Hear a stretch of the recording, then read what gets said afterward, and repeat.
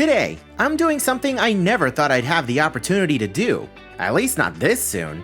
We're taking our first ever cruise to Europe with Disney Cruise Line and showing you what it's really like on board and sharing the hard lessons we learned along the way. Join us for 7 nights of Disney magic and European discovery on a cruise that is unlike anything I've experienced before. Oh, and we booked this cruise a week before it left. Please like and subscribe. Good morning, ladies and gentlemen. Welcome back to the channel and welcome to another, albeit unexpected, embarkation day. We are here at Rome Fiumicino Airport and we are getting ready to hop on board a bus to take us over to Civitavecchia, where we are getting ready to board the Disney Fantasy for a 7-night Greek Isles cruise. This 7-night cruise involves 2 days at sea and stops at multiple ports in the Mediterranean, including Sicily, Naples, Mykonos, and Athens, Greece. We'll get into the specifics of how this all happened and why exactly we're here a little bit later, but for now, let's go ahead and finish getting ourselves packed up here at the airport and head on downstairs to get on the Disney bus to take us over to Civitavecchia. I also want to point out that I'm not taking this cruise alone. I am here with my mom. Coda couldn't make it, so we're stuck with her. I'm kidding. Love you, Mom, love you. I do also want to point out that my family is taking a separate form of transportation from me. I am taking the approved Disney ground transfer over to the port, and these guys are taking their own private transfer. So we will meet back with them a little bit later and find out how that went. Okay, I have made it down to the lobby. Now all I need to do is make my way over to the terminal. We're going to Terminal 3. So there is a shuttle that I can take over to the terminal, however, it literally just left, so it's gonna be about 10 minutes-ish before it gets back, so there is a walking path over to the terminal. I'll just go ahead and take that. Not that big of a deal. All right, I have made it down to arrivals. We got on the elevator at the 3rd floor, and we need to come down to arrivals, so let's see if we can find a sign for Disney Cruise Line. Yesterday when we were here, we saw signs for Royal Caribbean, or not Royal Caribbean, but MSC and everyone else, so let's see. Okay, so finding the Disney transfer people was very easy. Literally, as soon as I got off the elevator, they were kind of right here. We are in a little bit of a group right now because the first bus doesn't leave until 10, but in case you guys are looking for the Disney transfers, as soon as you get off the elevator, if you're coming from the hotel, of course, we are in Terminal 3 down in the arrivals level, and we are right next to the NCC/limo services door. So you're gonna see a bunch of people holding a bunch of different signs, so you're gonna wanna look for the Disney Cruise Line sign. There's a couple of people there, and some of them have Mickey hands, and they'll be more than happy to direct you. So they told us to just stand by. First bus leaves at 10. When they're ready to go, we'll all kind of leave as a group. It's also worth noting that when I got the confirmation email for the transfers, it didn't give any information on like a meeting point or a time or anything. So I had to actually call Disney Cruise Line to figure out where we were gonna meet. So they did tell me Terminal 3, door 5. I'm not seeing door numbers. Actually, there are some door numbers. There's pillars, but we're standing by pillar number 2, so things could change. So today I'm down by door 2. When you guys get here, it could be further on down, could be closer. Who knows? All right, current time is 9:50 and we are all rolling out as a group to head on over to the buses. There's someone ahead of us with a Disney Cruise Line sign. We just follow him like the good little ducklings we are.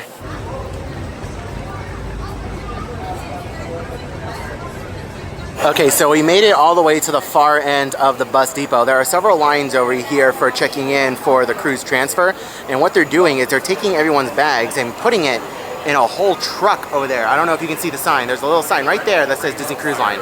This whole truck is going to be transporting people's bags, and then they have several buses for us to take. So once we check in, they'll give us a bus, and then we go. All right, we have checked in. We've dropped off our bags. They gave us a little card to let us know that we're on the Chip and Dale bus. Now, let's go ahead and wait in another line. See, that's the thing about embarkation day is that a lot of times it's hurry up and wait. That's gonna be most of your morning. So, especially if you're here in Rome, make sure you pack a little bit of patience. There's gonna be lines. You'll get to your cruise eventually, I promise. It just might take a while. All right, getting on the bus. To the back we go. All right, we have made it on the bus. Should be heading out any moment now. Tiziana, nice to see you. Your driver is Vladimir, and on behalf of Disneyland Cruise Line, we welcome you on board of this motor coach. The ride to Civitavecchia will be about 1 hour long. Please don't forget anything on board. Be careful about your personal belongings and get ready with your passports. Okay? Sit back, relax, and have a magic cruise. Bye-bye. Arrivederci. Arrivederci. All right, current time is just after 8:35, and we started walking at 9:50. Or I said 8:10. We're gonna cut that. Okay, so current time is 10:35, just after 10:35, and we started walking to the buses at 9:50, just to give you guys a bit of an idea of how long it took us from process start to actually getting on the bus and moving. They did say that it will take about an hour for us to get to Civitavecchia, so I'll let you know if anything interesting happens along the way. If not, I'll see you at the port.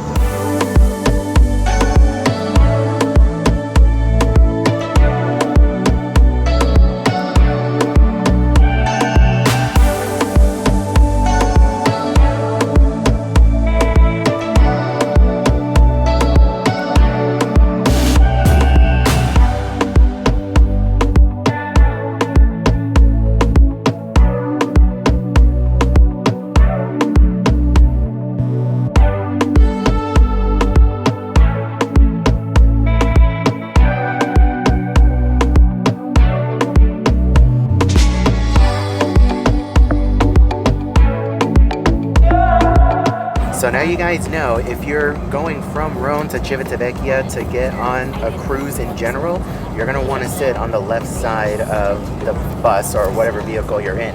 So that way you have these views on your way in, because this is awesome.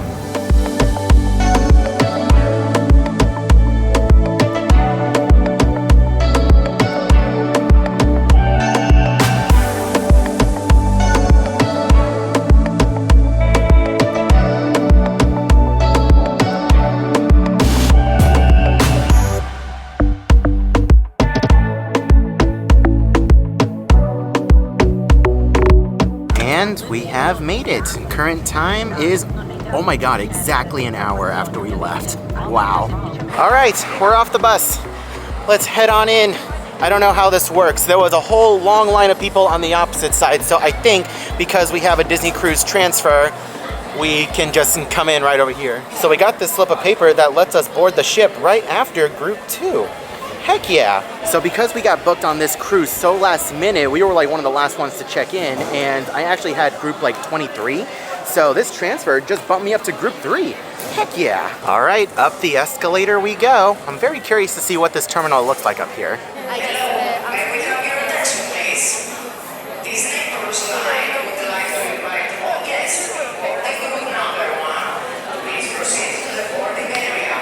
Ah, boarding Group 1. Right on time. Seriously, you couldn't have planned that better if we I know. It's the luck of friends.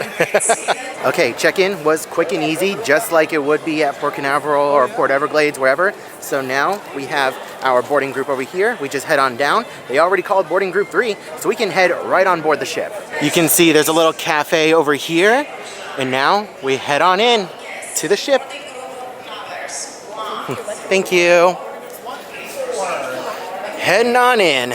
It looks like you can take your welcome aboard photos over here. We're gonna be skipping that, and we're just gonna be heading right on through. We're just gonna skip and go. Oh, wow. This is a perfect opportunity over here to get a photo of the Fantasy logo. Holy moly. So the reason why I'm rushing a little bit to get on board the ship is because I was able to get Paolo dinner, but I wasn't able to get Paolo brunch. So I'm trying to get on board nice and early to get in line and hopefully get on the wait list for Paolo brunch. We'll see what happens. But now we are making our way onto the gangway to get on board. I am shocked at how quick the whole process was over in the terminal. We were in and out of there 10, maybe 15 minutes tops. And it really pays to take the Disney transportation because it was $66 a person. So by no means was it cheap, but in my situation where my boarding group was 23, we got in real quick. We had our own dedicated entrance on the side on the opposite end of the building. There was a whole mass of people trying to get in who had their own transportation to get here. So it's expensive, but it's convenient. And we are finally back on board my favorite ship in the fleet. Please welcome aboard Adrian! Yay! We're back, we made it! Oh, there's Minnie! Please welcome aboard Jen and Adam! And then we have Jen and Adam over here. Hi, Minnie! Adorable. Okay, Paolo brunch secured. That was such an easy process. I was actually the very first guest down there. I sat down and he's like, "You're guest number 1. I can't say no." So I managed to secure Palo brunch for the second sea day of the cruise. Yes. Whew. I can breathe now. We're fine. The rest of my family is still on their way. We have a little bit of time to kill. I'm gonna go to Cabanas while it's nice and empty and get some lunch. And welcome back to the top deck, ladies and gentlemen, of the Disney Fantasy. Ah, feels so good to be back. Take a look at that. The pool is nice and empty. There are no kids in it yet. I could jump in right now if I really wanted to. It looks like some other guests have the right idea. We have the funnel over here, the beautiful aqueduct. It is a glorious day. Ah, I can't believe I'm back.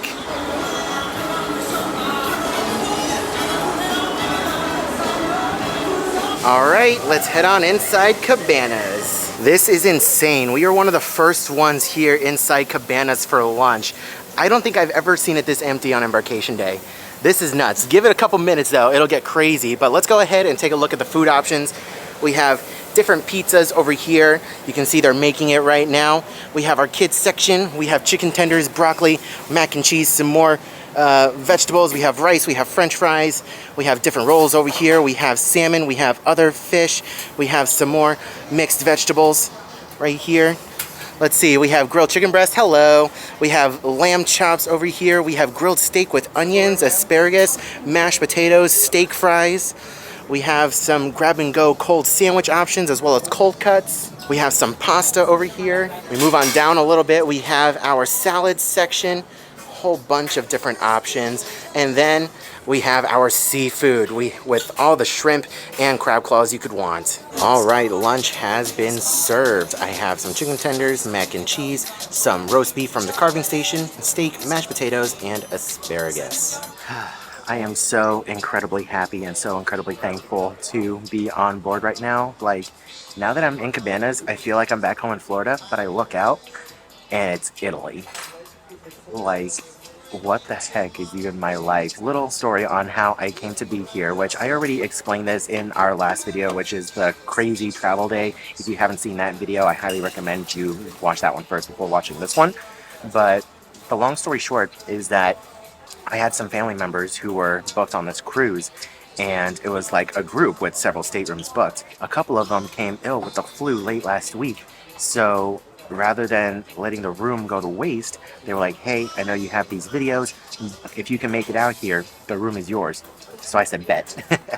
My mom and I, we booked our flights and we got here as soon as we could. And it was a crazy travel day. Again, you can go back and watch that video, but I am here now and I'm on board. I'm ready to experience something new with Disney Cruise Line, a whole new side of the world with Disney Cruise Line. This is nuts. I can't believe I'm here, and I am so thankful to be here. It's really because of you guys that I am able to be here, and for that, I just want to say thank you so much for watching the videos, for leaving likes, your comments, your subscriptions, everything. Just thank you. I almost ate it before showing you guys. For dessert, I opted for the Oreo cheesecake.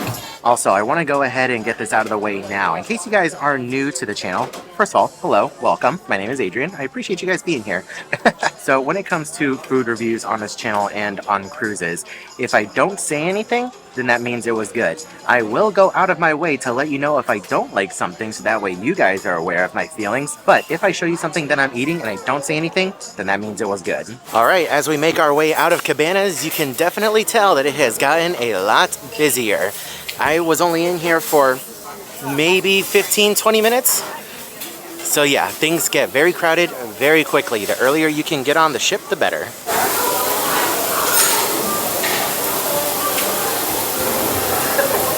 Now, why are they gonna do this to us? As soon as I walk out of Cabanas, I'm watching Mufasa die. What the heck?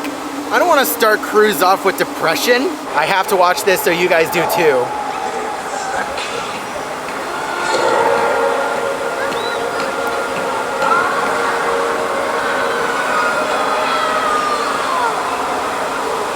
You're welcome.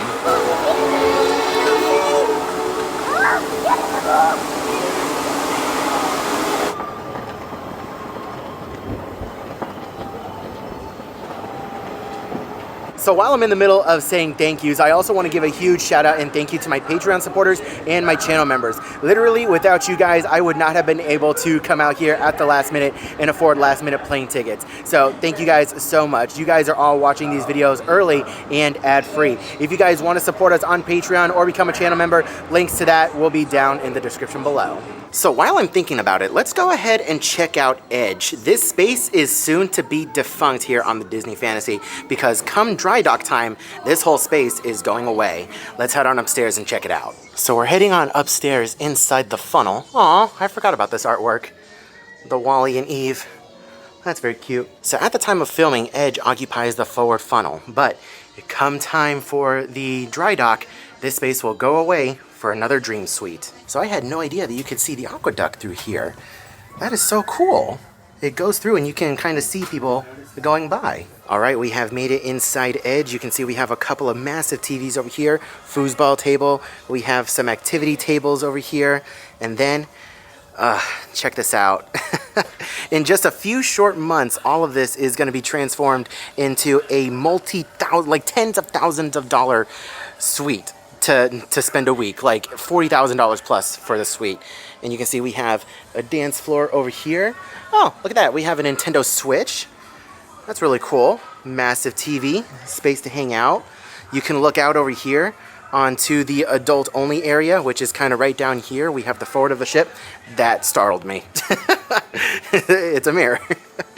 I spooked myself. But yeah, this is insane. We have another computer space over here, but that's for the counselors. We have another space to hang out over here.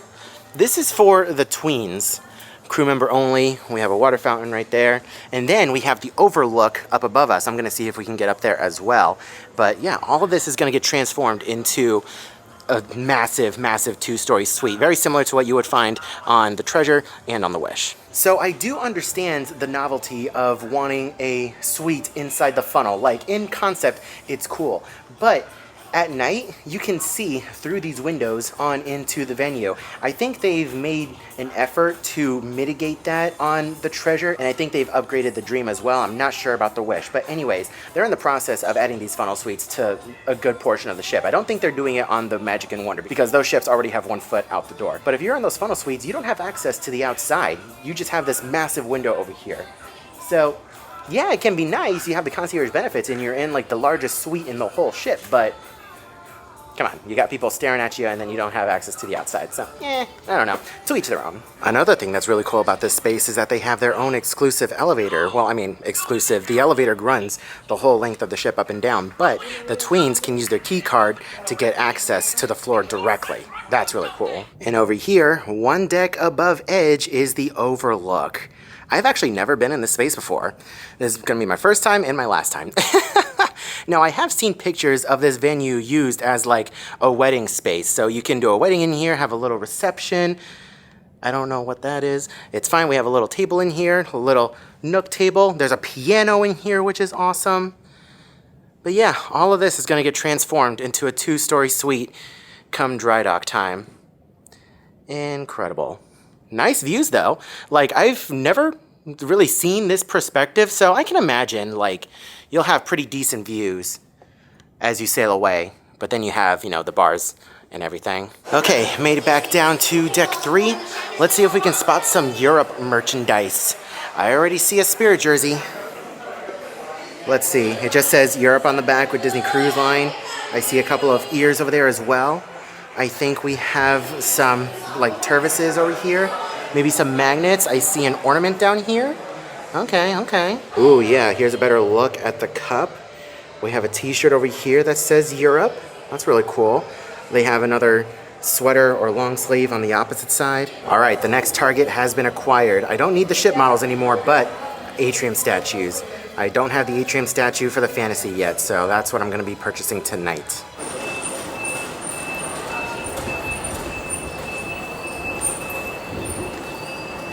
All right, we have made it to deck 8. Staterooms are open. Let's go ahead and explore our room. We are in the very aft of the ship. Am I in the right spot? I think I'm in the right spot. I think I might be over here. We'll see. I think I went the right way.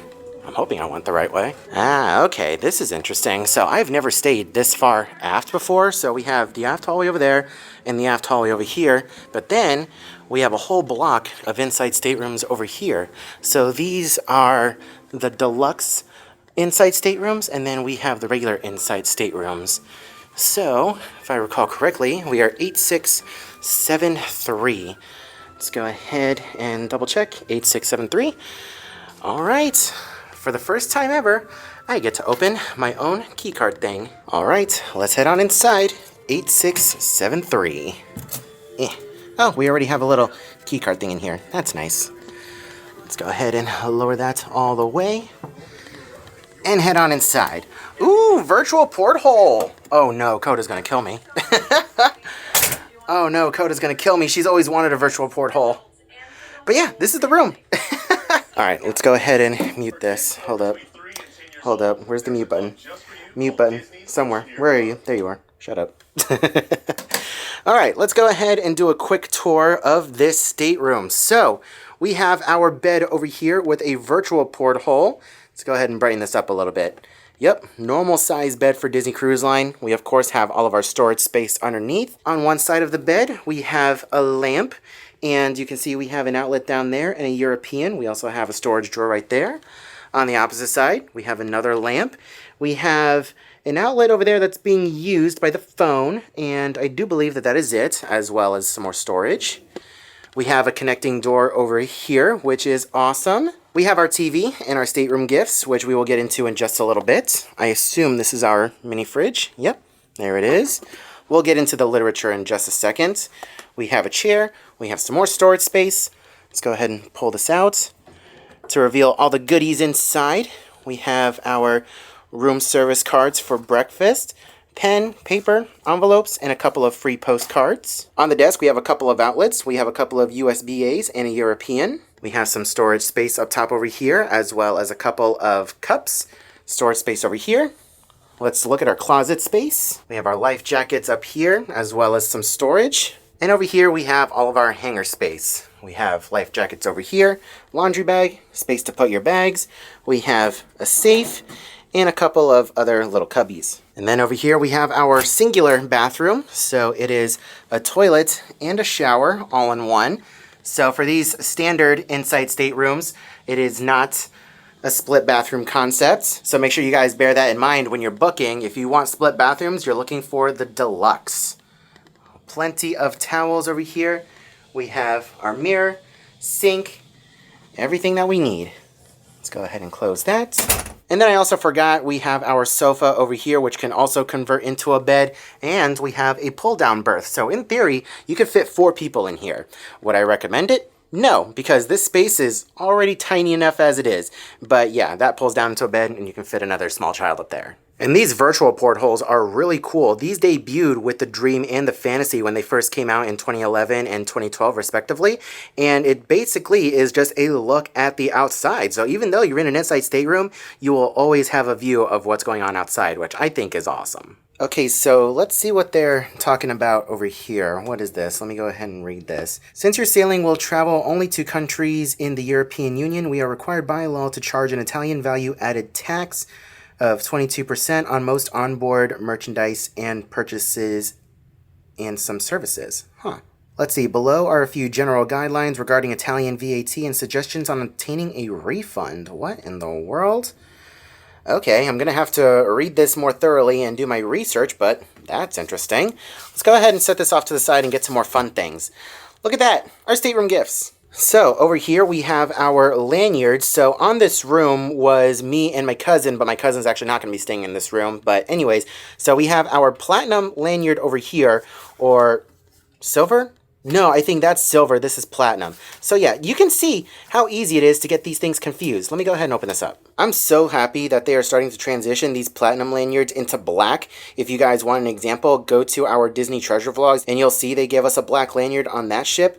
But yeah, we have our lanyards over here. We have our beach towel for being platinum. We have a wet dry bag for being platinum. And we are back to the over-the-shoulder sling bags. Not gonna lie, I'm actually kind of happy to see these again. It's a little nostalgic. We don't have the totes anymore, at least for now. They might just be trying to get rid of the remaining stock of sling bags, but we have sling bags. Take a look at that. We have Belle over there just walking around. So we've made our way to the very back of the ship. We're on the top deck where the mini golf is, and we're looking out at the Mediterranean. I'm trying to stay positive about this, but it is pretty gosh darn windy, and you can look at the water over here. It's a little choppy, so hopefully we have smooth seas when we're leaving tonight, but I don't know. Typically when it's windy like this, we're gonna be rocking a little bit. We'll see though. So I just realized I haven't really shown you a shot of Civitavecchia. Holy cow, this place is gorgeous, and I love all the different colors. I don't know if this is like an Italian thing where like every building is a different color, but you just look out and it is so nice to just see all colors of the rainbow over here. This is really cool. This is gorgeous, man. Oh my gosh. I cannot believe I'm here. Okay, so it's almost time for the muster drill. We're in assembly station O. I was gonna say 0, it's an O. And we're in the tube. So let's go down there and have a nice air-conditioned muster drill.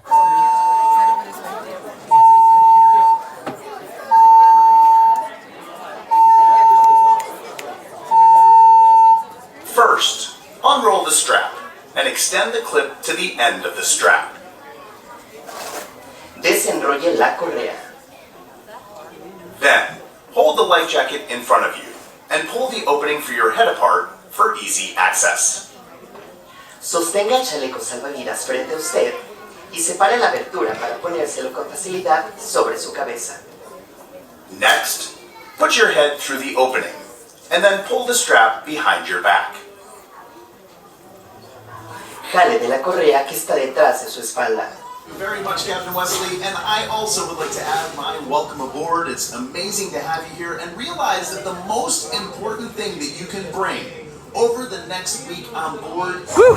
Okay, we braved all the stairs and we made it up to the top deck for the sail away party. I'm really loving this weight loss thing because climbing up all those stairs when I first started cruising, I was exhausted and really winded. Now it's becoming a lot more easier to do. Love it.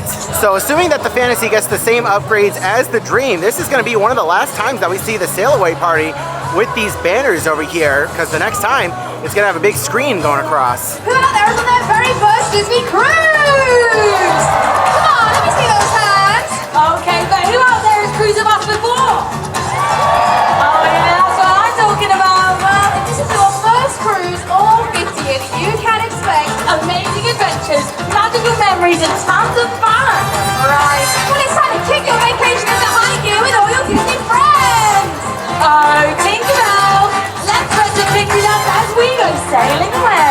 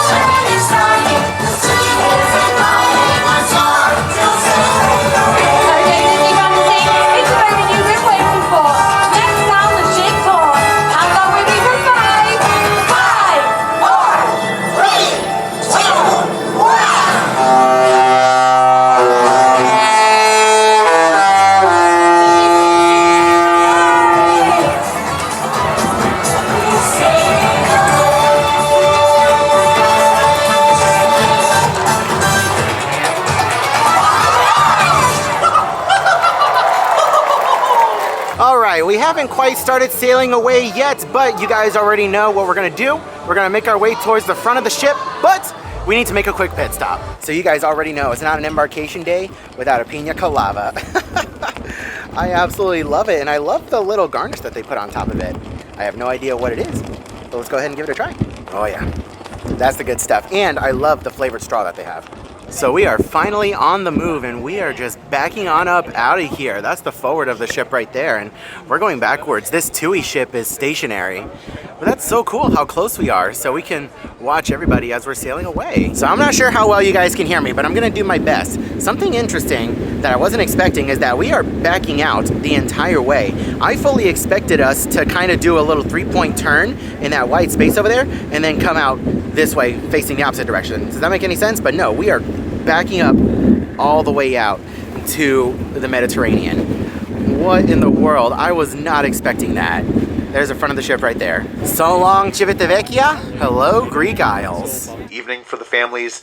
The Fantastics are playing. You don't want to miss out on any of that great live music. Great game show called Mouseketeer Madness happening in D Lounge this evening. Okay, we have made it back to the room. We have sailed away. My bag has arrived. It arrived a little bit later, which I want to touch on that. So when we were getting ready to board the bus and we were checking in and everything, we dropped our bags off and they put it in this massive moving truck. And I assume that that moving truck didn't leave until much later in the day after we did, and arrived quite late, like closer to sail away time, so that way they could get as many people as possible on the buses and their bags in that truck to get over here, if that makes any sense. So our bags did not come to the ship with us on the bus. We had to wait until that big moving truck actually made its way over here to offload all the bags and get them in here. So just be aware that if you guys are using Disney transportation from the airport, your bags are going to arrive a little bit later in the day. But we do need to make our way over to dinner right now because it starts in about 5 minutes, so we will do all of our unpacking later. Where are we having dinner tonight? Let's go find out. Well, I stand corrected. Dinner is actually at 6 o'clock. I did not realize that. So things are a little bit different here on the European sailings, which also, by the way, when we were booking this cruise, the lady on the phone said second seating is actually sold out for this cruise, and we said, that's totally fine. We never do second seating anyway. I guess because it's a European sailing, a lot of Europeans like to have dinner late in the evening. So, hey, works out for us.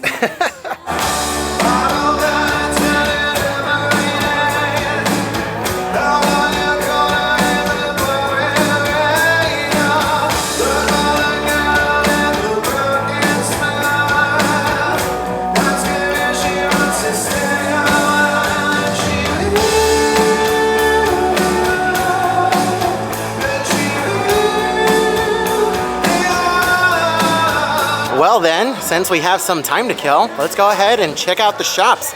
They just opened and I'm sure things are crazy. Okay, that was craziness. And the lines are really long because of the whole VAT thing. But we'll get into our purchases a little bit later. But we're really late for dinner right now, so let's go ahead on over and eat. Okay, this is actually really cool. Take a look at these photo backdrops. You have the Trevi Fountain over here, and then you have like all of Europe. That's really cool. Oh, look at that. You have like a Nautilus being attacked by a Kraken. That is so cool. I love that. All right, we have made it to Royal Court for dinner. Very interestingly enough is that we're a party of 5, but it looks like we're getting seated with another family of 3. I have no idea. That's what they told us when we walked in, so we'll see what happens. But in the meantime, let's go ahead and check out the menu. Okay, so here is a look at the menu. We have our specialty drinks on top. You guys can go ahead and pause to read. For our appetizers, we have a duck confit, an ice lobster and jumbo shrimp. We also have the escargot and breaded and deep fried brie. For soups and salads, we have a French onion soup, a leek and potato soup, a farmhouse salad, and a red wine Basque pear salad. For our entrees, we have a congili pasta. We have an oven-baked salmon royale, a crispy roasted duck breast, a roasted rack of lamb, and a Chateaubriand roasted filet steak. And of course, here are your vegetarian and lighter note offerings in case you guys are curious. Well, what did you get? What did you get an appetizer? Duck confit.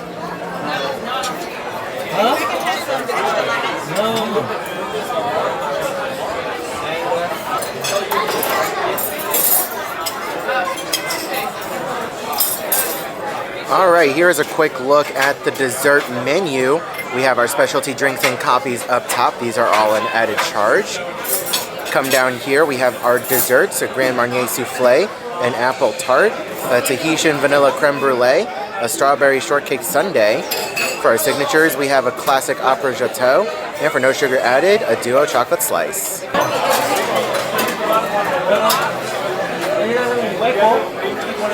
Just left dinner and you can see we are cruising, literally. The captain did come on and say though it's basically full steam ahead over to Sicily, and we will have a late arrival tomorrow. Okay, so you can see that it's obscured right now. I literally just walked in the room. I don't have Coda here, but I have my cousin. Guess the towel animal. I think it's gonna be an elephant. An elephant? Elephant. I'm going to say a bear. Bear? Bear, Alright. yeah. Let's Let's check it out and see what we got. Let me turn that on. All right, the grand reveal. I can see the tip of something. Let me come down over here. Elephant or bear? What are you? That's like a walrus. You're saying walrus? Or a seal. What the heck is this? I could never understand Or a hound. what in the world this is. It's very interesting. You guys let me know down in the comment section below. What do you think this is? Because I haven't the faintest idea. So, I will say, due to the circumstances of us being on this cruise, we did not get to pick our room. The family that we're with picked guaranteed rooms, so we did not have a say in where we were. We're in the very back of the ship, like back of the ship. And we're full steam ahead, and we're doing this. Like, I can physically feel myself going up and down a little bit and vibrating. So, it's going to be an interesting one. I don't think it's going to be like this the whole cruise. It's literally just because we're going at full speed. So hopefully at some of the other ports where they're a lot closer together, we won't have this problem. Oh my gosh, take a look at Minnie's outfit. I have never seen that before. That is definitely a European outfit. How cute is that? If I didn't have to go to the show right now, I'd be over there getting a picture. That is so cute. The Mediterranean is just a little bit choppy. You can see some of the larger waves splashing off the bow of the ship over there. Just a little bit choppy, but oh wow, that was a big one. Never did I think that I would be sailing the Mediterranean, at least not this year. This was definitely not on my 2025 bingo card, but here we are. Oh my gosh, this is incredible. All right, we have made it inside the Walt Disney Theater for tonight's production of Aladdin. All right, just got done with Aladdin, a musical spectacular, and I gotta say, that was the best genie I've ever had on a Disney cruise. He was phenomenal. It's really cool how they adapt some of the jokes to a European audience. It was really, really cool. I like that touch, and it's something different from what I'm used to seeing on Disney Cruise Line. So that was really cool. So now I'm making my way over to the Tube for some adult-only entertainment. I think they're doing Pop right now, and then later on at 10:30, they're gonna do Snippets. Time to head on into the Tube. Music, are you ready for our first question? Here we go. So, Luke, your team is gonna help you out, but you are the one that is gonna give me the final answer, okay? This former random action of Facebook lets someone know you were thinking about them without words. Poke. Poke is correct! Alright. What fast food chain created the slogan, "Have it in your way"? Burger King. Burger King. Burger King is correct! I missed it! Hit it, our first song! Thank you. Gentlemen! She cracked up on her head.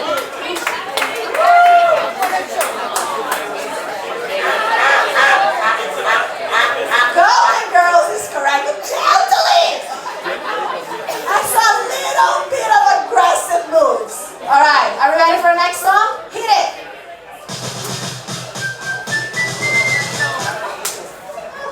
Careful!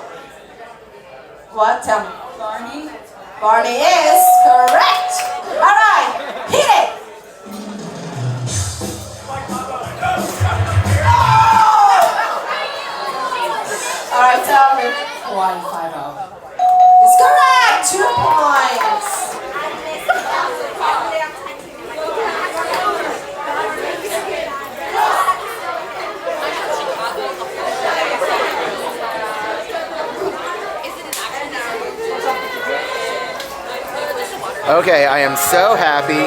We're in the piazza, and I completely forgot about the late night buffet of like snacks and stuff that they have over here. I'm very happy. We're listening to a pianist play some tunes. It's hopping in here tonight. Holy cow. So busy.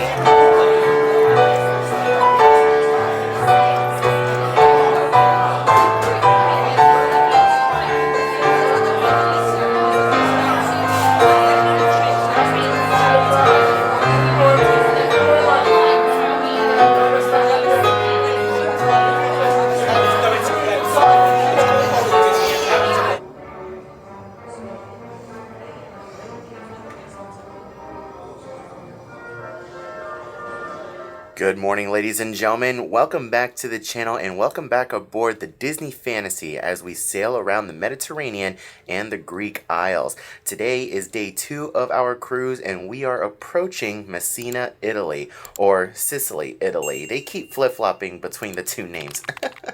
We're going to be getting off the ship today where we have an excursion to explore Taormina or Taormina.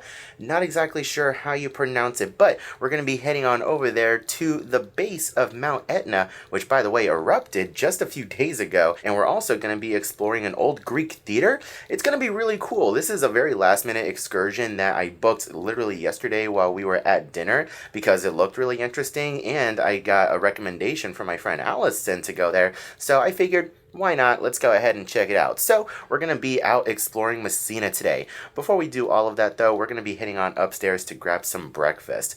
Before we do that, I want to talk about a couple things. Number one, I always recommend waking up in the morning and turning on the Good Morning Show with your cruise director. I don't know if you guys saw that. It says aloha. It was stitched. He just slobbered the window. Anyways, I always recommend waking up to the Good Morning Show with the cruise director because it's full of a lot of relevant information for the day that you're about to have. So make sure you do that in the morning. And then I want to talk about the virtual porthole. Not necessarily the porthole itself, but the bed situation. Let me show you something. So you guys see the virtual porthole over here. It's basically a television screen that is attached to the wall. And you can see that it kind of sticks out a little bit from the main wall. You can see the vent over here for the television. When it comes to the bed, it kind of restricts your access a little bit because you can see how it kind of sticks out like this. It gets rid of like maybe 4, 5, 6 maybe inches of bed space. So like if you have your pillows all the way up against it, I'm like worried that I'm going to hit my head coming up. So I have to sleep like this almost kind of ahead of it, and my feet were starting to hang off the bed. So that's something to think about. If you're in an inside stateroom and you have a virtual porthole and you're going to be anxious about possibly hitting your head, your feet might stick off the bed and it's going to be a little uncomfortable and something that you have to get used to. By no means is this something that's going to like ruin my cruise, but it is something to think about if you guys are looking to book an inside cabin with a virtual porthole. I don't know how well you guys can hear it, but they're also playing like European Italian style music. That's really cool. Oh my gosh, guys, take a look at this. What? This is insane. Look at this. Look at the mountains and the towns. So you guys know how Italy is shaped like a boot, right? Yeah, you got the boot. Here's the toe, the heel. Messina is basically the soccer ball. So we are right here in between both. That is insane. So again, Messina, the island, mainland Italy. This is the tip of Italy. Wow, that is cool.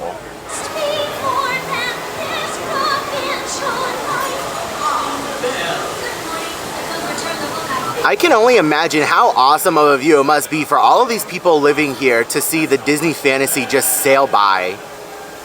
That is awesome.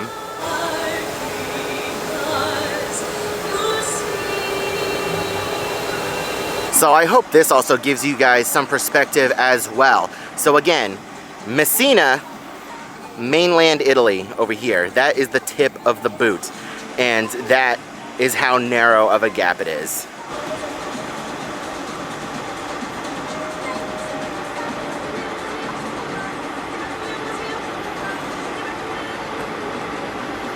All right, breakfast is served. I have an Eggs Benedict, a couple of sausages, hash browns, and Mickey waffles. A couple things I want to know about these European sailings is that if you're used to sailing with Disney Cruise Line within the United States or like the Caribbean, then you know that all of their catering is from the US. Over here in Europe, they have to do things a little differently. So things are going to look a little different. So for example, for the Eggs Benedict, the bread that's underneath, it's not your typical English muffin. We also have different looking sausage links. They're like smaller. The hash browns are a little different. I don't know if the Mickey waffles are different, but I'll let you know. But like the milks and other products that they bring on board is also European as well. So just bear that in mind. If you're used to things being a certain way, it's gonna be a little different here in Europe.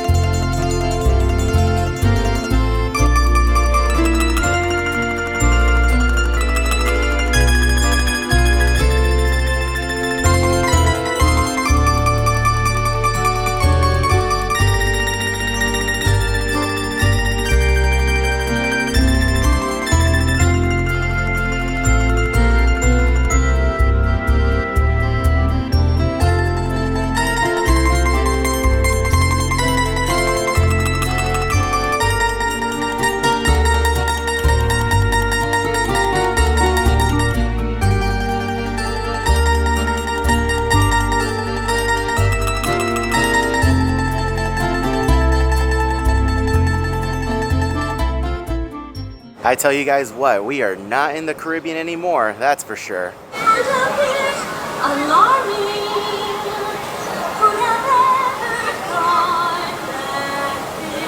All right, we have made it down to the Walt Disney Theater where we are going to check in for our excursion. All right, so when you get in here, you'll see a bunch of different paddles on different aisles and they'll assign you a number. I am number 56. I have a sticker on me. We just come on down and sit and wait. And welcome, ladies and gentlemen, for the first time ever to Messina on the island of Sicily. So for the time being, we are following the paddles that say 55 and 56, and we're gonna hop on a coach to take us all the way to Taormina. I tell you guys what, it is an absolutely gorgeous day here in Messina. A little bit hazy, but nothing too crazy. So all of these vans are going to the same place, Discover Taormina and Greek Theater. So there are a bunch of different buses. We're just on bus 56. Is your first time in Sicily? Yes. For everybody? And in Italy? No. You have been. Okay. So today I'm going to tell you many information about the city where we are, Messina, and also about, of course, Taormina and Italy.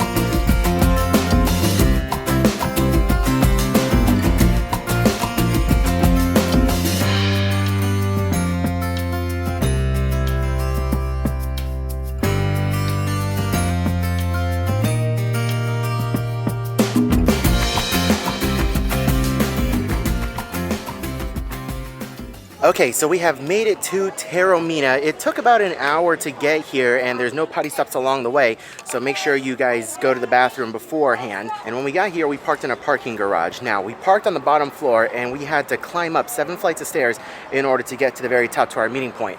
There are elevators, but there's only 2, and there's a lot of other people here who are trying to take the elevators. So if you can, take the stairs. And if you do need them, there are restrooms here in the parking garage as well, 1 on each floor, so just bear that in mind. Also, I want to mention the first part of this is a guided tour, so I do have an earpiece, and they did give us a little radio type communication device. It's really one way, it's only meant for us to hear the tour guide. And they also gave us a map of Taormina. Nowhere in the description of the excursion did it say that it was a guided tour, so just make sure you bear that in mind. If guided tours aren't really your thing, then this one isn't for you. So we made it to our first stopping point here in Taormina. I guess we're going to be making several stops where the tour guide is going to be talking to us in our earpiece and explaining different things. Take a look at this church over here.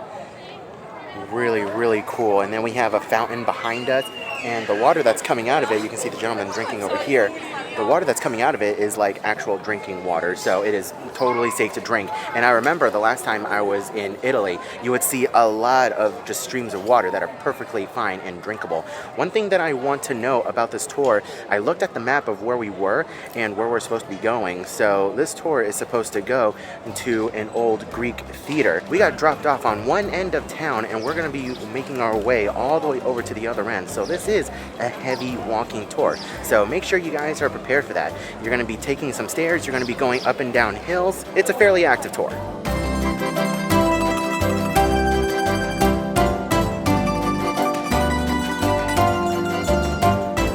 I tell you guys what, this town is a shopaholic's dream. It is just lined with stores upon stores upon stores. Some large name brands that you recognize, and other more like at-home stuff. This is so interesting and just so beautiful. I am obsessed with this architecture.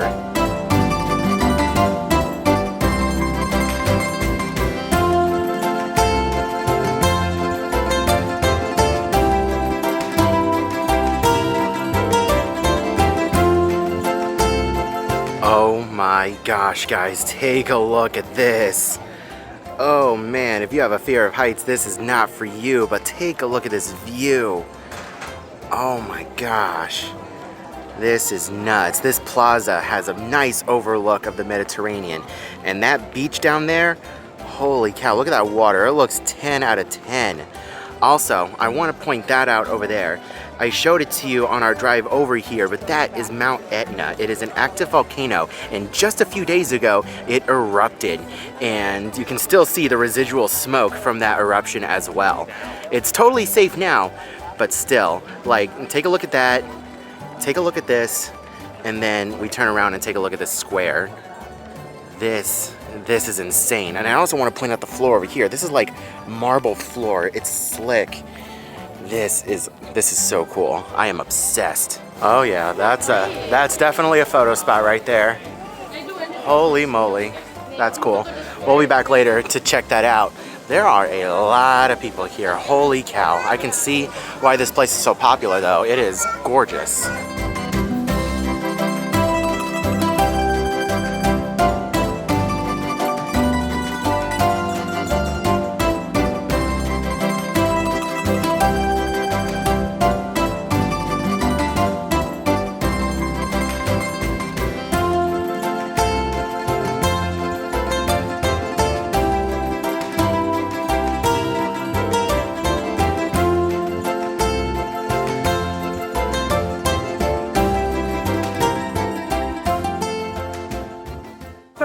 The Sicilian flag. In fact, in the Sicilian flag, we can see the 3 scale symbol with the wheat and the red and yellow color. The Medusa was really dangerous, transforming people in stones. So this is the first warning about Sicilian girls for the boys. All right, we have made it to the old Greek theater. Let's head on inside and see what's in store.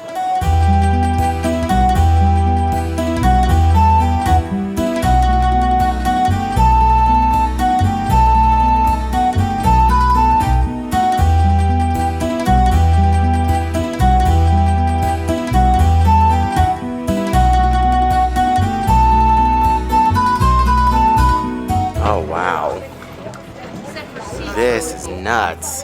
And it looks like they still do some kind of performances here. Huh. Oh, that actually looks like a movie screen. It looks like a movie screen. Yeah, you can see a projector room up there. So they still utilize this, which, I mean, makes sense. But, wow. This is cool. An old Greek theater. So much history here. Holy cow. You know, it makes sense that they would want to keep reusing this space and, you know, have performances in here or even like a movie. It makes sense.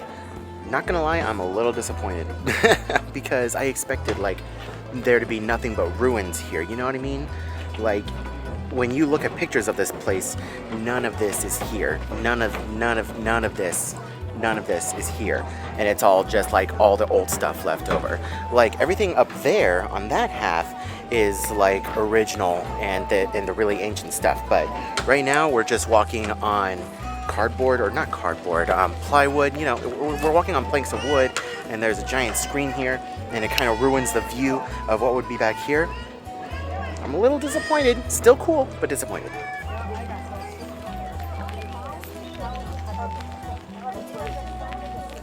And now we have the opportunity to go to the top of the theater. It is all stairs, and the stairs are quite tall. So make sure you're aware of that. Definitely not accessible. See, this is a bit more of a better view. You can see a lot of the original work and a lot of the original seats and everything from up here. And this isn't even the highest you can go. We can still go higher, which is what we're gonna do. I'm just fat and tired. Yeah, the screen ruins a perfectly good view because the whole backside over here is like blown out. Hold on, let me see if I can zoom in on this. You can see behind the screen, it's like all blown out, and you would have a view out there of Taormina. What the heck? Why would they do this?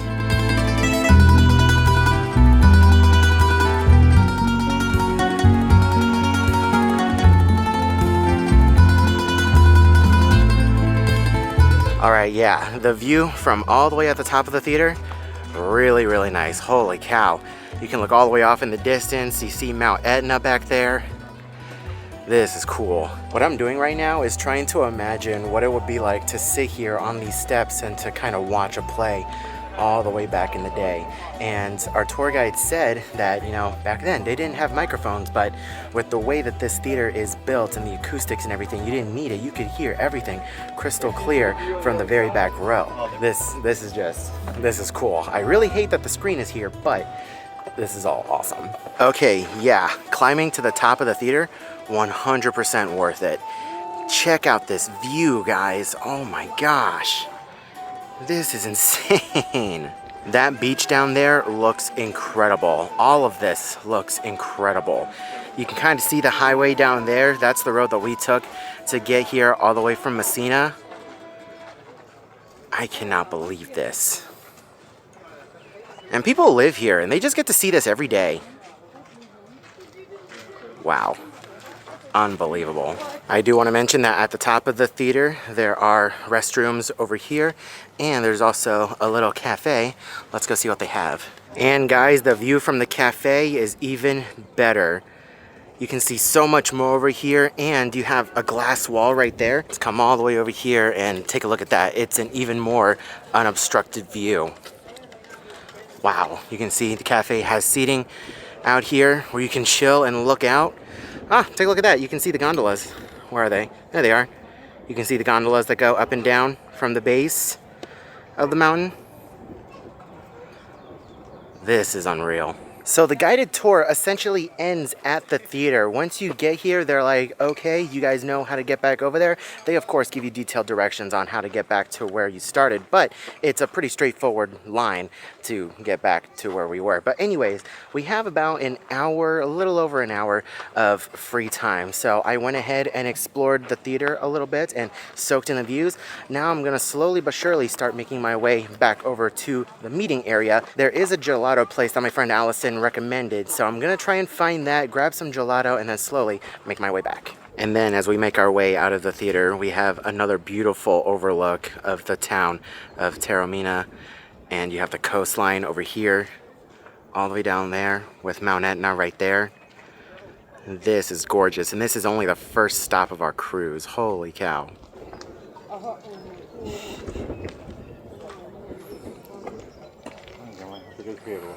So just for a little bit of perspective, this is the back side of the theater. So right on the opposite side of this opening is the screen.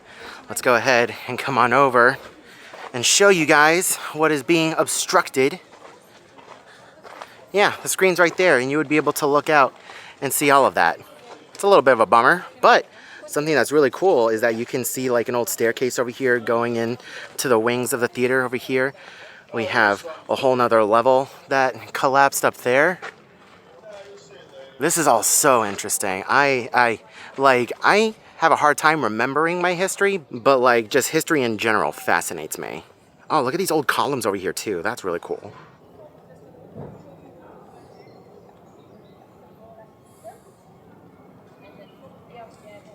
Now, I also want to say, as far as accessibility is concerned, there is a ramp to get you to the base level of the theater, but anything else higher up, you cannot get to. It is not accessible, but there is a ramp here. All right, here we are, Gelato Mania. Let's see what this place is all about.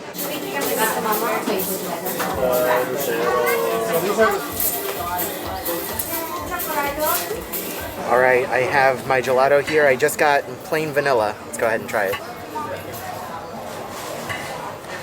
Wow. Not gonna lie, that's pretty gosh darn good. Holy moly. And this little thing of gelato, which is 2 scoops, was €3. So as I make my way back to my bus, I want to point out this restaurant here. You guys can look at the name.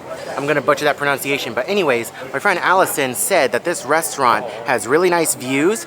You can kind of see it over here, and they have really good carbonara. Unfortunately, I don't have time to eat here today, but hopefully we can come back at some point and I can try this place out. But like, to get to it, you need to go down this little alleyway all the way down there. That's nice. And in case you guys need help looking for this place, here's the plaza we were at earlier. You keep on walking down that way to head towards the theater. It's gonna be on your right-hand side. Made it back to the plaza, and I just wanna take one final look at this lookout over here. Oh my gosh.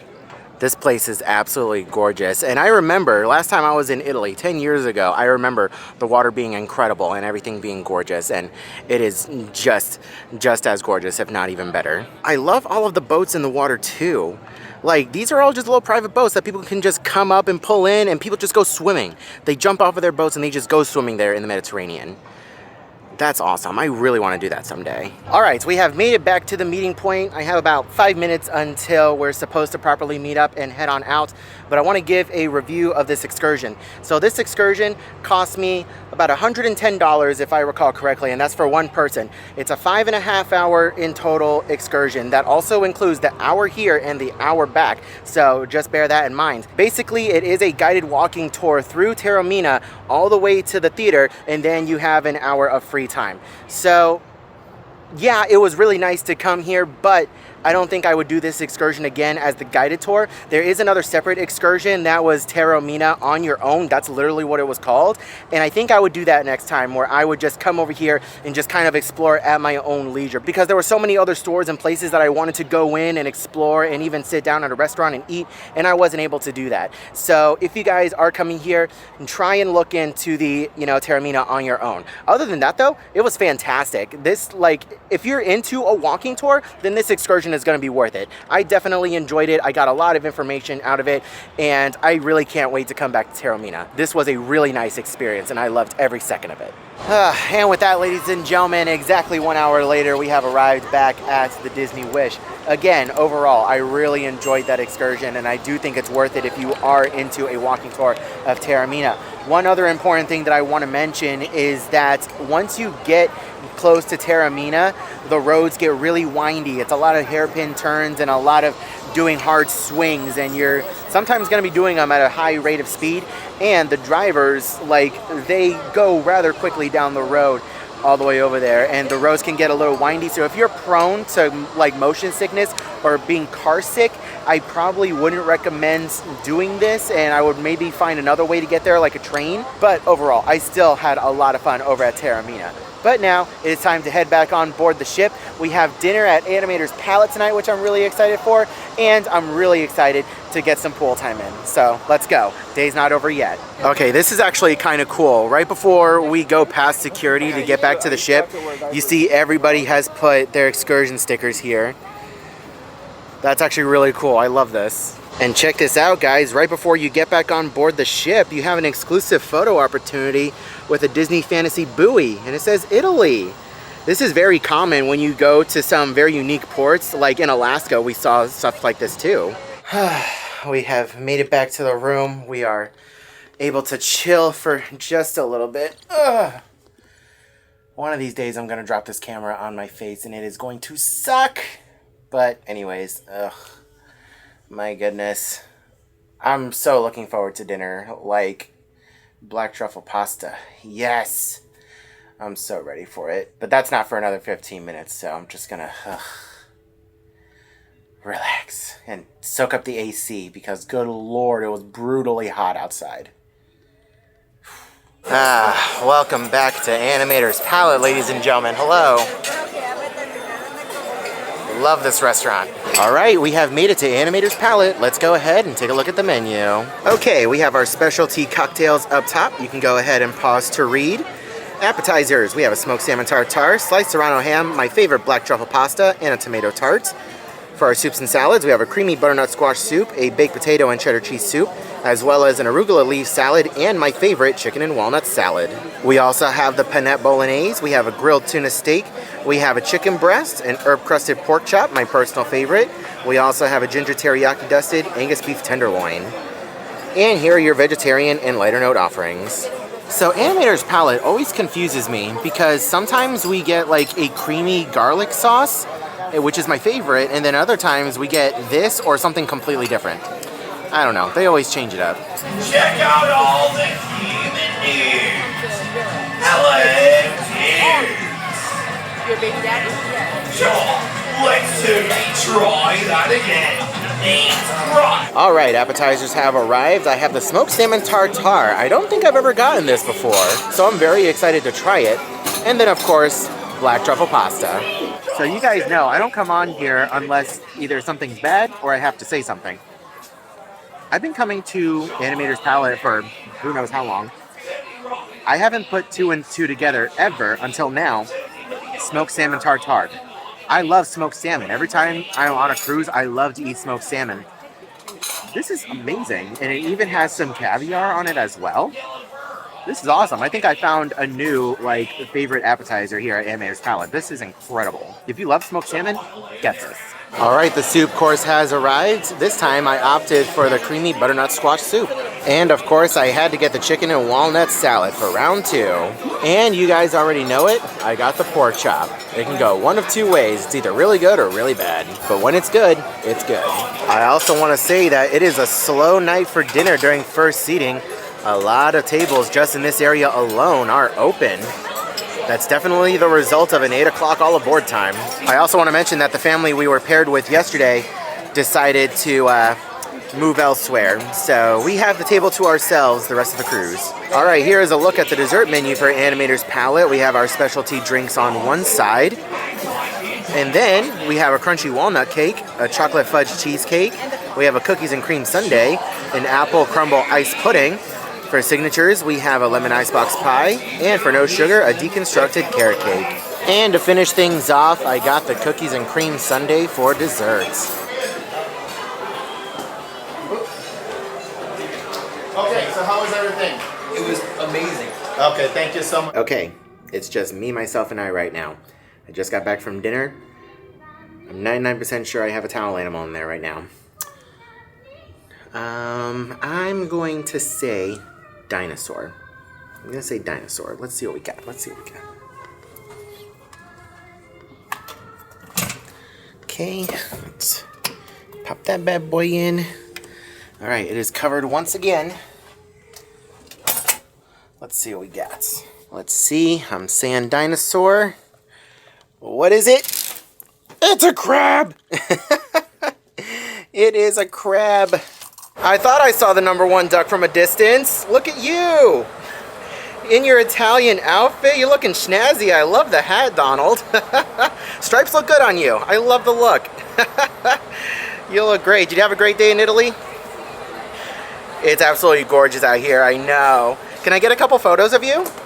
Thank you so much, Donald. I love it. See you later. Thank you. Thank you. Hey, Mickey, how are you? Oh my gosh, I love your outfit. That is so nice. Did Minnie make this for you? Actually, Daisy made it. Oh, Daisy made it. The design, so Daisy was making it. Gotcha. It is so cool. I've never seen this outfit before. Do you mind if I get a quick photo of you? Of course. Right, 1, 2, 3. Thank you so much. Quick selfie. I love it. Thank you so much, Mickey. I appreciate it. See, that's something that I love about these specialty cruises is that you get characters in very unique outfits that you can't really find anywhere else. Like, for example, in Alaska, you have Mickey in his fisherman's outfit and you have Minnie in her big puffy jacket. Over here, you have them in their Italian outfits. That's amazing. My mom, earlier today, actually got a photo of Minnie and Goofy in their Italian outfits as well. I love it. It's awesome. If you're a character person, these specialty cruises are the ones for you. And I do sincerely hope you all enjoyed this glorious day here in Messina. So now everyone is safely back on board up on the bridge. We're just putting the finishing touches to our departure checks. The chief engineer and his team are firing up the main engines, and I would expect to be departing the berth in around 15 minutes or so. For departure this evening, we'll be thrusting bodily off the quay and then lining up with the centre of the port entrance before rapidly increasing speed and getting on our merry way. We then have a distance of 533 nautical miles to travel to Mykonos, and our route takes us in a southerly direction initially as we complete our transit of the Messina Straits. Having dropped our pilot off in around 45 minutes or so, we'll then alter towards the southeast as we make our way across the Ionian Sea.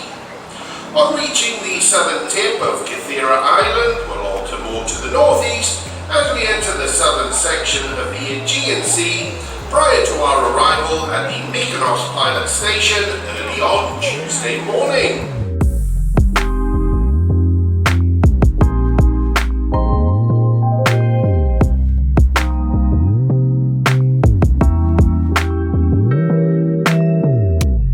Alright, we have pulled away from the dock at Messina. We are sailing away. Tomorrow we have a day at sea, and then Mykonos.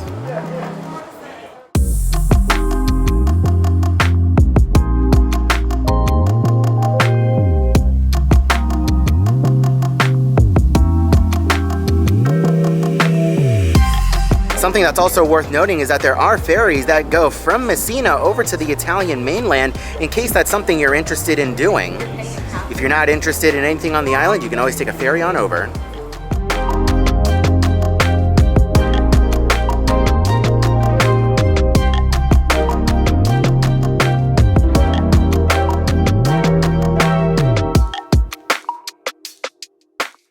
Good morning, ladies and gentlemen. It is day 3 of our cruise through the Greek Isles, and it is a day at sea. We're starting off this morning with brunch at Palo, but first, in typical theme park express fashion, I need to iron my shirt. So let's go ahead and get that done, head on upstairs, and start this day off with an amazing brunch with the family. Again, as a reminder, we did move our clocks 1 hour forward overnight to align with the Greek time. So the current time is 9:50 a.m. and be sure to check your devices to stay on track for the day. Check out the Disney Cruise Line app for everything happening around the ship today. And whatever you choose to do, I hope it's an amazing day at sea, and I'll see you around the ship. Good morning, everyone. So thankfully, I didn't have to go far to find a laundrette. It is on deck 8. In case you guys are needing to iron your clothes, there's an ironing board up against the wall. You just lower that. The iron will be unplugged automatically. You just have to plug it back in over here into this European outlet. You twist this to turn it on and start a timer, and you can use this. It's got some water in it to spray, and then you just iron like normal. All right, we have made it up to deck 12. We are waiting for the rest of our party to arrive, so we are chilling in the Meridian bar. This is the bar right behind the check-in desk for Paolo. There's also an outdoor seating area over here in Meridian, and if you're lucky, you can even have breakfast or dinner out here. And use right away, and the server will come to Sicily. Thank you. Alrighty, let's go ahead and take a look at the menu for Paolo. So we have our alcoholic and non-alcoholic options on top. The first round is complimentary with your meal. We have our antipasti selection, so you have either a seafood plate or a meat and cheese plate, and Coda personally loves the meat and cheese plate. We also have our eggs. For me, I always get the salmon eggs Benedict. We have waffles and pancakes. Coda and I, we personally love the blueberry pancakes. We have our soups over here, heirloom tomato and basil, and the celery soup. The celery soup is really good. We also have our pizza and calzones. We always opt for the grape and gorgonzola pizza that is off the menu. And for our entrees, you can see the options down here. My personal favorite is the chicken parm. So in case you guys are new to Paolo, basically the way it works, it is all you can eat. So it is a flat rate of $50 per person to dine here, and everything that you see on the menu, you could order everything you wanted. Honestly, in my opinion, it is the best value for your money on board. If you had to pick between Paolo brunch and Paolo dinner, I always recommend going for the Paolo brunch because you get the most bang for your buck there. It is so good and so worth it. Hey guys, editing Adrian here. Something really important I want to bring up since I just mentioned the price of Paolo brunch is that Disney Cruise Line just increased the price of Paolo brunch and the prefix menu at Paolo dinner. So at the time of filming this video, it was $50. They have increased the price by $5 to $55 now. Really important to note. If you already have a Paolo brunch or Paolo dinner booked, then they will honor that old price. But for any new or future bookings going forward, it's going to be $55. But honestly, even with the price increase, it is still very much so worth the money. Alright, we're starting things off with the seafood appetizer. My personal favorite. We got crab claws, shrimp, tuna, salmon, and mussels. Next up, we have the salmon eggs Benedict, one of the few places on board where you can get caviar. Up next, we have the off-menu grape and gorgonzola pizza. I promise you guys, it is amazing. And ladies and gentlemen, the final course has arrived. This is the chicken parm. This is the one thing I always recommend that everybody try here at Paolo Brunch. And my mom opted for the mushroom ravioli. Alright, the dessert menu has arrived. Let's go ahead and take a look inside. So on one side we have our specialty drinks. These come at an added cost. You can go ahead and pause to read if you want. And then over here we have our desserts. We have the warm amaretto chocolate fondant, which is basically the chocolate lava cake that Coda loves. We have the Italian zabiglione. We have the limoncello torts, a buttermilk panna cotta pot, a chocolate raspberry tart, and from the bakery, a warm apple cinnamon sticky bun. Alright, dessert has arrived. I ordered something off menu and I opted for a couple of pastries. The almond croissant isn't for me, it's for my grandma, but I really wanted the Nutella muffins. I call them muffins, but it's just Nutella brioche, but it's still really solid. I really enjoy this. And my mom opted for, what was it? The panna cotta.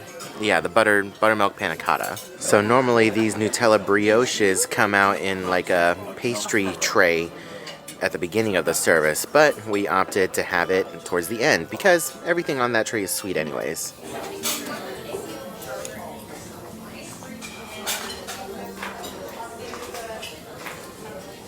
It's so nice to come back to a freshly made bed.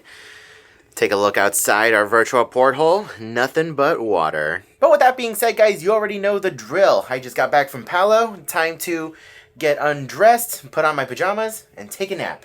It's day at sea, which means relaxation and getting work done a little bit later. We, of course, have a couple of other activities planned for later on in the evening, too. So by no means is the video over yet. I'm just relaxing.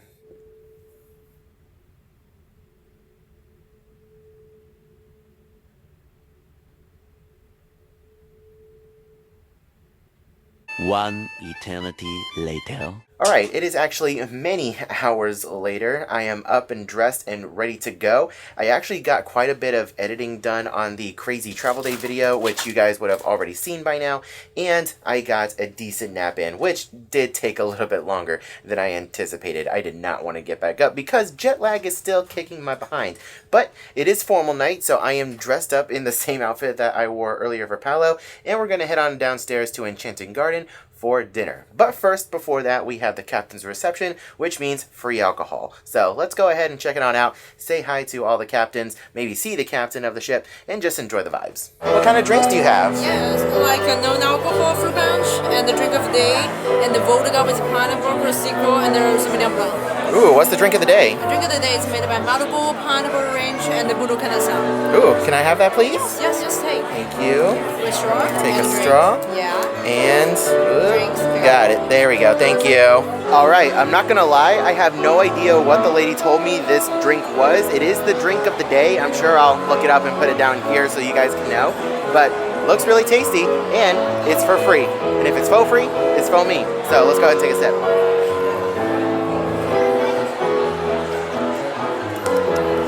Not bad. Let me go ahead and get some of the stuff at the bottom. There it is. There it is. It all settled at the bottom. It's actually really tasty. Oh my gosh. That is so good. And you guys can see the atrium is buzzing with activity this evening. Oddly enough, no characters in their formal outfits taking pictures. Normally you would see Mickey or Minnie out here, or some other characters in their formal outfits, but no, nothing. It's very interesting. There are photos being taken over here by the stairs. That's a very popular photo to take during formal night. We have a couple more backdrops over there. One of them is Frozen themed. And then you can see down here, we have a bunch of the officers lined up, ready to interact with guests.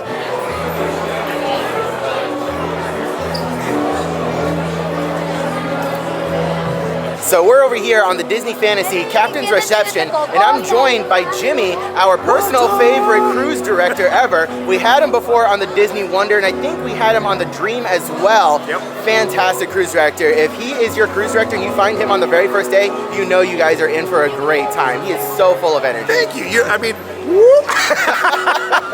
No, we'd love to welcome you on board, so definitely come. All right, it is time for dinner at Enchanted Garden.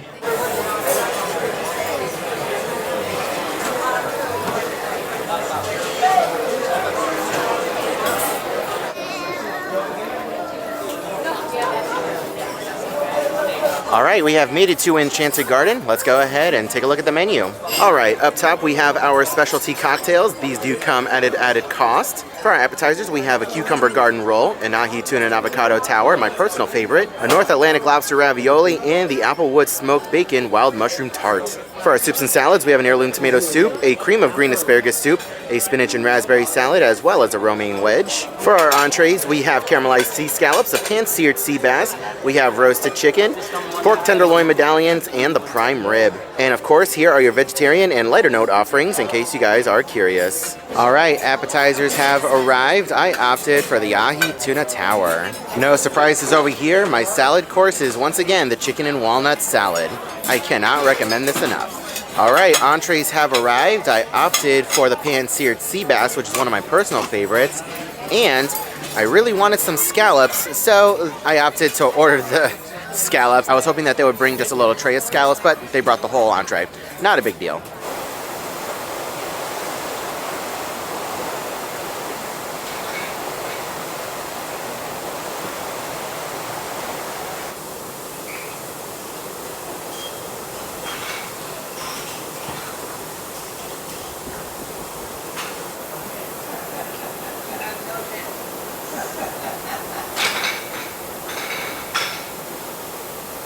Just got done with dinner at Enchanted Garden. Still not my favorite restaurant, but it is still okay. I think like the food is okay. It's just the overall ambiance and atmosphere of that restaurant is just not my favorite, not my vibe. But I came out here onto deck 4 on the promenade deck just to watch the world go by and just observe and appreciate the Mediterranean Sea.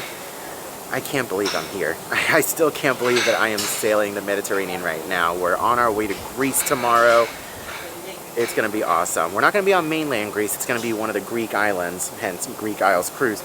But still, this is just, it's incredible. And the water is so smooth. It's not like glass smooth like we see sometimes, but it is pretty gosh darn smooth. And I am hoping that this is how the water stays for the remainder of the cruise. Because the first night, it was a little choppy, not going to lie. We were doing this quite a bit. But still, this is just incredible. The sunset is gorgeous. The weather is perfect outside right now. I'm so ready for tomorrow. I am ready for tomorrow.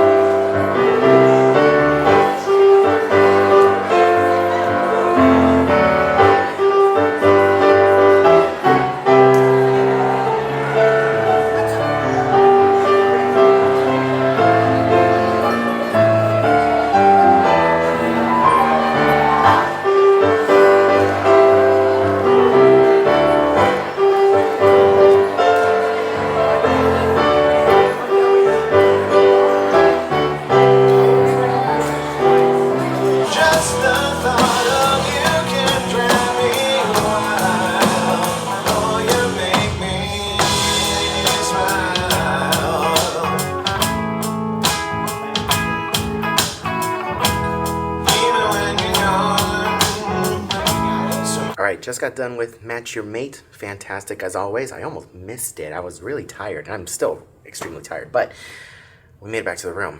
Time to guess the towel animal. We've had a crab and we had a little doggy thing. I'm gonna go ahead and say stingray. I'm gonna say stingray. Let's see. Yeah, stingray, stingray, stingray. Let's see. Yeah, my mom's been in the room. Let's see. All right, it is behind a curtain. Let's see what we got. What is behind curtain number 1? Oh my God, it's a bunny. Yes, I love it. That is cute. Good morning, ladies and gentlemen. Welcome back to the channel and welcome back aboard the Disney Fantasy for day 4 of our Greek Isles cruise. Today we are docked in Mykonos, Greece, our first time ever in Greece and our first Greek port on this Greek Isles cruise. Today we're going to be getting off and exploring everything that Mykonos has to offer. We're going to be walking around, we're going to be doing some shopping, we're going to go to some restaurants, maybe get some gyros or heroes, I don't know how to pronounce it, but we will learn all of that today, and it's going to be a lot of fun. I said in yesterday's video that I'm going to be living my best Mamma Mia fantasy, and I'm fairly certain that is exactly what's going to happen today. Before we get off the ship and get this day started, I want to bring something up. So you guys already know that we have a stateroom in the very back of the ship, like aft of the ship. It's an inside stateroom. You can see the virtual porthole right there. We were woken up this morning at like 7 a.m. with heavy vibrations, and that was because the ship was docking in Mykonos and we must have been doing like a full rotation because we are right under the isopods of the ship. So any kind of thrust that they need to get done, we're feeling it here, and it was a heavy vibration for about 30 solid minutes before we actually finally docked. So if you guys are planning on sailing on any cruise ship for that matter, I always highly suggest avoiding the aft of the ship because that is where the vibrations are going to be the worst. Just something to think about before you actually book your cruise. But with all of that being said, let's not waste any more time. Let's go ahead and head on upstairs, grab something quick to eat for breakfast before heading on downstairs and getting off the ship. Before we head on out, I just want to point out that I have been uploading a video for the entire night. I started the upload at 1 a.m. just before I went to bed, and it is going on 10 o'clock right now, and I still have an hour and 41 minutes left for like a 30-minute video. So in case you guys are doing content creation and you are interested in uploading from the ship, that just gives you an idea of the Wi-Fi speeds. Teams and assembly teams, please report to your assembly stations and positions immediately. Thank you. I also want to point out that Mykonos Day is the day that they run their crew drills. On each cruise, they do have a designated day where they run drills, and they will start making announcements in your room. These all started at 10 a.m. Have you guys ever been in the situation where as soon as you close the door to your stateroom, you realize you walked out without your room key?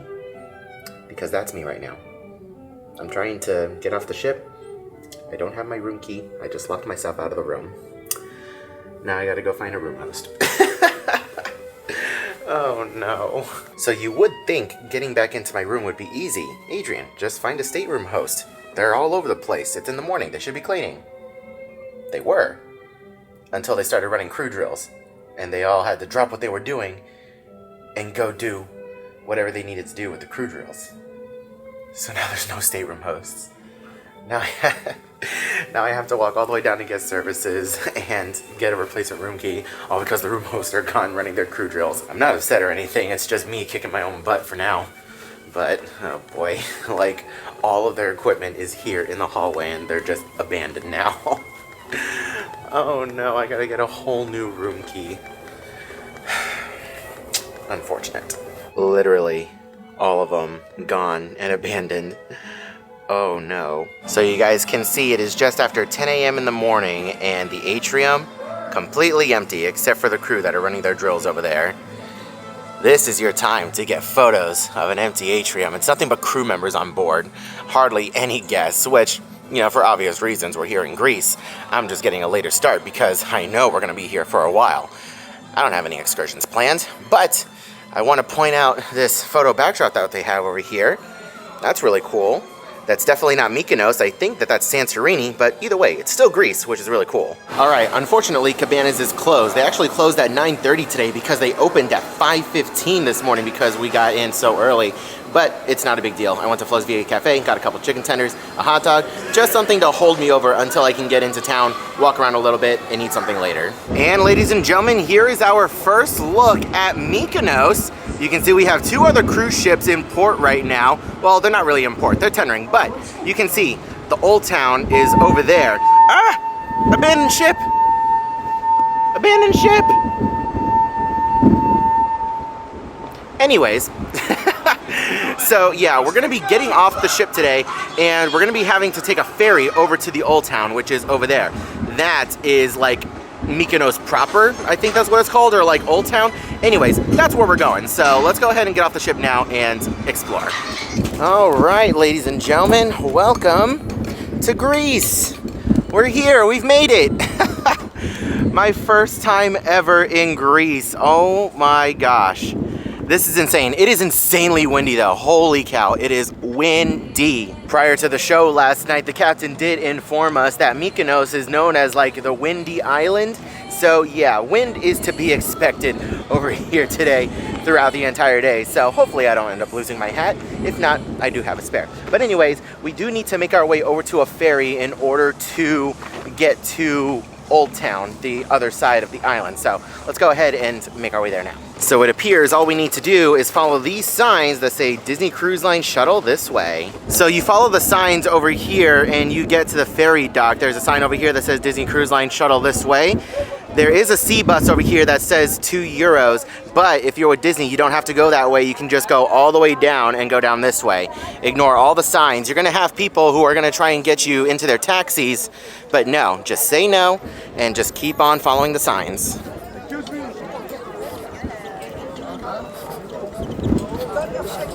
So yeah, ignore this boat over here. You're gonna keep on following the signs down here, Disney Cruise Line shuttle. A lot of people are gonna be pestering you to try and buy tickets to get on their ferry or their taxi, but no, don't follow that. Just keep following the signs.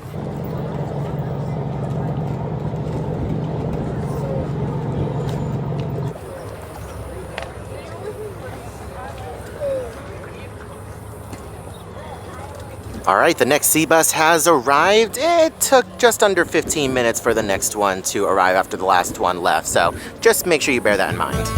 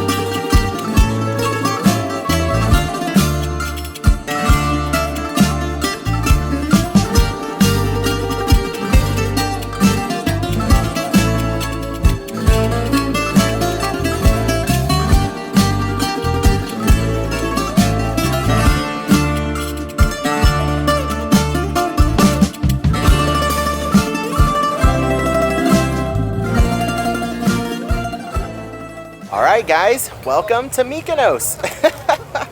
Greece was not on my 2025 bingo card. I cannot believe I'm here. So here is a map of the town. Right now you can see we're right here. The windmills are over here, and that's where I really want to go. That's like my primary goal, so let's go ahead and start making our way there. I have no other plans for today other than just walk around and explore. I just can't get over all of the little white houses that are everywhere. Just about every single building here is white. And I don't know the story behind it. I'm sure there's some kind of reason for it, but still, it is incredible to see. And as far as I know, this is like the one blue dome that's here in Mykonos. If you're looking for blue domes, I believe you want to go to Santorini. That's where you're going to find a lot of them. But still, this is the next best thing. This is fantastic. So my friend Allison, who's done a couple of these European sailings, has been to Mykonos before, and she recommended that I check out the Church of Paraportiani, I think that's what it's called. So we're gonna make our way there. It's fairly close, and it's kind of along the way to the windmills. So let's go check it out.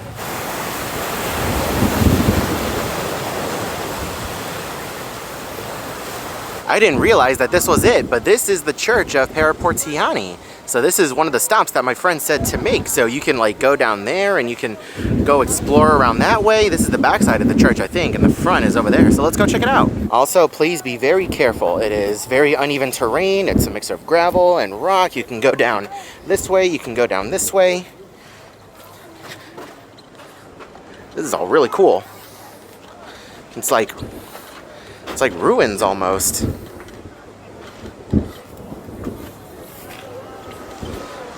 Wow, this is all insane. So there's the entrance of the church. There's actually a really great photo opportunity down here. Ah, my hat's about to blow away. Good Lord, it is windy. Holy cow. Let me turn my hat backwards. So you can come down over here, and there's actually a cool little area where you can take pictures right by the water. It's wild how these places have steps that go all the way down to the water. Good Lord, the water's rough today. But yeah, look, you can see people going down there and getting some very majestic photos. Look at that guy over there. That is a majestic photo.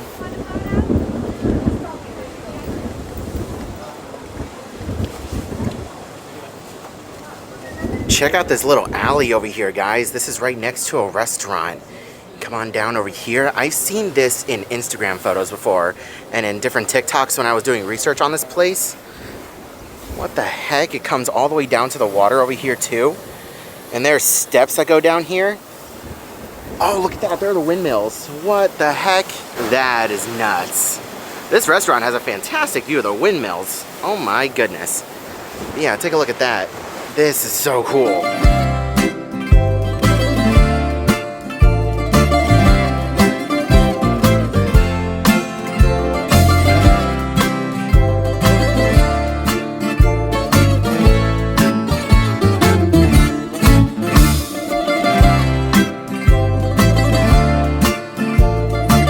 I just found a gift shop in this alleyway, and check this out, guys. Look at all these Greek statues. Oh my gosh, look at that. There's a centaur over here. I have no idea what the heck that is. A minotaur, I think. Oh my gosh, this is so flippin' cool. My first Greek kitty. Are you friendly? Please tell me you're friendly. Hi. Hi. Are you friendly? Oh my god, I have been chosen. He accepted Scritches. Yes. Oh my gosh, I love you already. Back in the States, cats hate me. Yes, you are now my new favorite. I'm gonna name you Jim.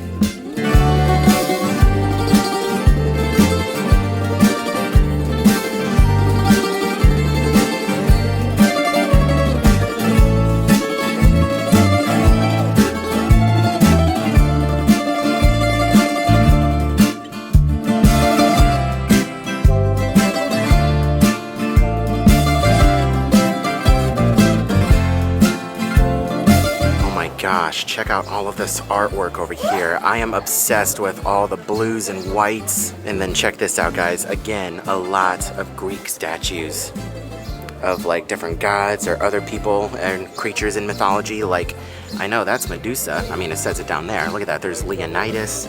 I like how a lot of these are labeled. That's cool. Zeus, father of all gods, king of the sky, god of thunder. There's Pegasus. Oh my, I didn't even realize there are a couple of very inappropriate statues over here. We're gonna blur those out. You know, at first I saw this and I was like, that looks like a man. Is that intentional? And then I looked over and I said, yep, that is intentional.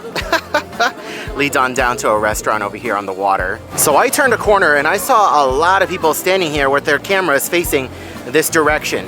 Let me show you what they're looking at. Oh my gosh, guys, check out that view of all the whites and the blues. I told you, I'm obsessed with the whites and the blues. We're over here along the beach.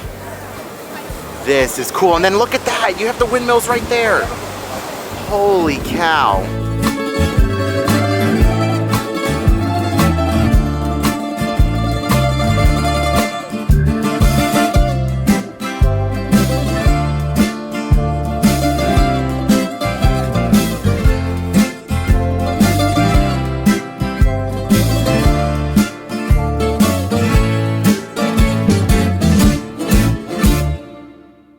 We have made it just about to the very top over here where the windmills are. And take a look at this, guys. Holy cow. Definitely very populated. There's a lot of people here, not gonna lie.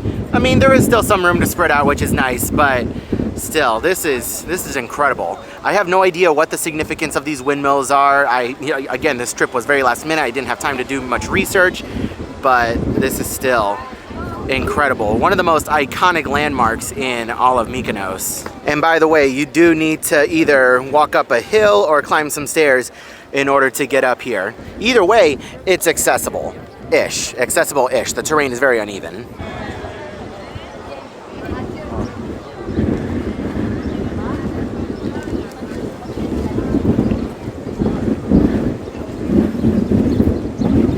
I gotta say, guys, this is definitely one of those pinch me moments where I just can't believe that I'm here right now. And I have you guys to thank for all of this. I would not be here without you guys. Let me go ahead and lower the exposure a little bit.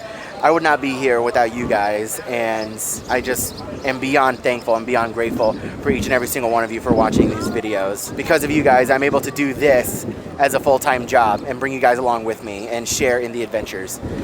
And I just can't believe this. Look at this. We're in Greece right now. Look at that. All of that. It's just gorgeous. Oh my gosh. This is nuts. I will say the backside of the windmills is almost just as pretty. Take a look at this shot over here. I will also say it is extremely windy out here. People's hats and other belongings are going everywhere. So make sure you guys hunker down all your belongings and hats and stuff, or else they will go flying. And in case you guys are curious, this is the view on the opposite side of the windmills. You can see several other islands, or I don't know if it's the same island. Are those like, obviously that's a different island, but I don't know if that's a different island. This I know is connected to Mykonos, but I have no idea about the other ones. But either way, the view is really pretty. Just no matter where you go, it's awesome. All right, windmills of Mykonos. check. That was my primary goal for today. I don't really know of any other like special places to go in Mykonos other than to just walk around. So that's exactly what I'm gonna do. I'm gonna make my way back into the center of town, walk around, go into some little alleys, and maybe get a gyro or hero. I don't know. It's incredible how all of this is just a maze of pathways and alleyways and different shops and restaurants. And you don't really know where the heck you're going. Like, you kind of set a waypoint and you're like, I'm gonna go in that general direction. And then you just kind of go and you just kind of bob and weave your way through there.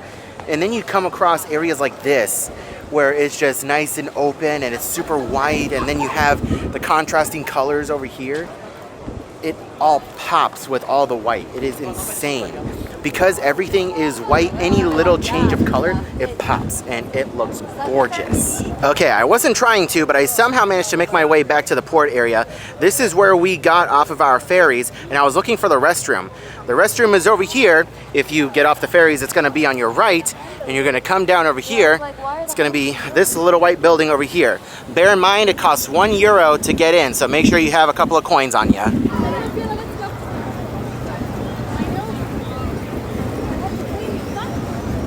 This whole port area, as soon as you get off the ferry, is just full of different shops and restaurants. And there's water line over here, so you can walk up and actually dip your toes in the water if you really want. I see a lot of people going around looking for different rocks to pick up and collect, maybe some shells. I don't really know, but still, just look at how picturesque this is. Look at this. I am obsessed with the white buildings. I can't.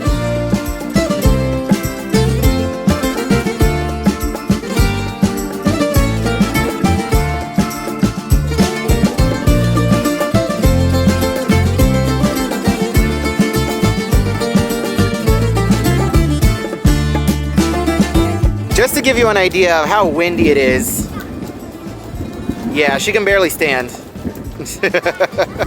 Again, you can just find random little alleyways and streets just lined with different shops and restaurants, and it is just gorgeous. Look at this. Oh my gosh. So parents, something you guys should be aware of when you're walking around Mykonos, and I don't know how it is for the rest of Greece, but if you're with your small kids and they're curious and looking around the gift shops, be prepared for them to see things that may not really be appropriate in most American households.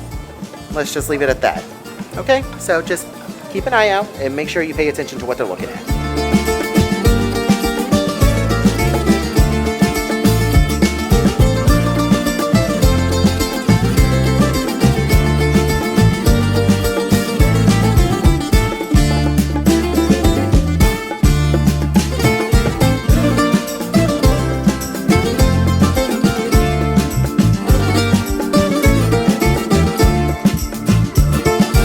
See, this is the real reason why people come to Greece.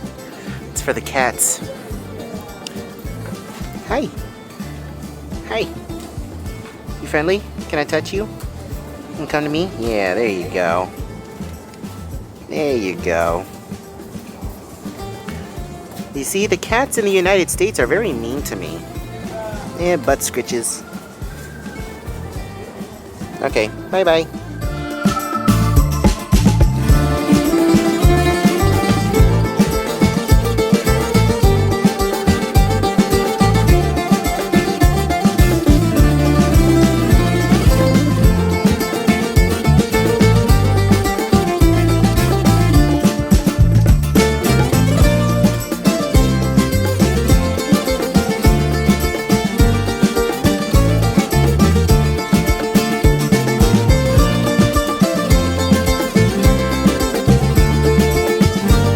I tell you guys what, this whole place is like an Instagrammer's dream. Look at this.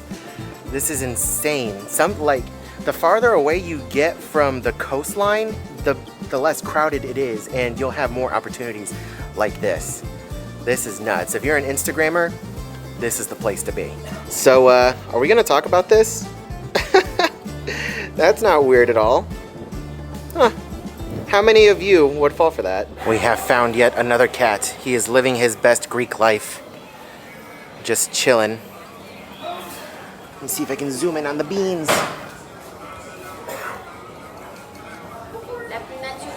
So in our travels walking around, I wanted to see the windmills and I wanted to have some traditional Greek food. So we walked around, looked at a couple restaurants, and we finally settled on one called Bousoulas. I don't know what that means, but let's take a quick look at the menu. So you can see here a list of the cold appetizers that they have. We opted for the tzatziki, I think that's how you say it. You can pause to read some of the other options. We have our different hot appetizers over here. We have a different mix of salads to choose from. We have a bunch of different pastas that all look really good. And then we have risottos. I really wanted to try a mushroom risotto, so I went ahead and ordered that. We have our fish and seafood options, and we have our meat options. I really wanted to try a gyro, so that's what I'm getting. And if you come to a restaurant here in Europe and you order still water, they're gonna get you a bottle. It doesn't really come from a tap. All right, we're starting off with some pita bread and some tzatziki. Tzatziki? Tzatziki? I'm probably still saying it wrong, but I've never had it before, so let's go ahead and give it a try. Excuse me, but you cannot have our food. No sharing. I know sharing is caring, but no sharing with kitty. Anyways, we have our food. This is the mushroom risotto. And we have our gyro over here as well. This is a lot. Holy cow, I did not expect it to be this much. So we just got our check, and along with it, they gave us a little thing of yogurt. Take a look at this. This is so cute. Yeah, it's grape and marmalade. All right, that was my first time having Greek food, like legit Greek food. Like, I'm sure I've had a couple of those things in the past, but I just don't remember. And if it wasn't authentic. Anyways, it was really solid and I enjoyed it. All in all that food came out to 54 euros, which isn't terrible for the portion sizes that we got. Would I go back there again? Yes, absolutely. Would I recommend it to others as well? Yes, definitely, for sure. But with all that being said, our time here in Mykonos is coming to an end. It is going on 3:30 right now. We want to make sure we get back to the ship with plenty of time to spare. We came, we saw, we conquered. Could we have done an excursion? Yeah, but I didn't want to spend the extra money on an excursion when all I wanted to do was walk around. And boy, am I happy that I walked around because this place is gorgeous. Just look at that behind me. It is absolutely gorgeous. Woo! Back into the wind we go. Holy moly, it is windy. From what I understand, it isn't like this the entire year, but this just so happens to be the season when it is the most windy. All right, it is time for us to make our way back to the Disney Fantasy. We have come back to the ferry dock. You can see the sign over there that says Disney Cruise Shuttle this way. You're gonna follow the signs and the line all the way down. You can see there is another sign right here indicating that this is going to be the shuttle that takes us back to the boat.